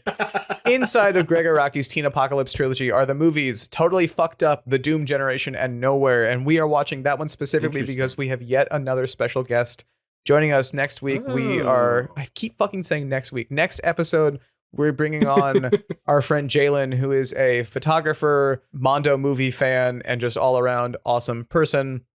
We are so excited to have them on next time and to watch the Greg Araki Teen Apocalypse trilogy because they are very excited for those movies as well. They've seen them before, and I haven't. Nick, I don't think you have either. I have not. I never even heard of these, but they just by the names that they are given, I'm excited. I think it's going to be a lot of fun. So with that, we return to the sea like the orcas and whales before us, stocked up on oxygen and ready for a long slumber and maybe, just maybe, a little bit of plankton snack. Thanks so much for listening to Criterion Castaways. I'm Jacob Katz. I'm Nick Fiore. Reminding you that while we all have our white whales, do they have to be white? Thanks so much for listening. We'll see you next time. Wow, that was Jacob. That was good. Thank you guys for that was just really progressive and cool of Jacob, so I just wanted to give him applause. If you made it this far and the water's just coming and the water's just drowning us out at this point. Oh no!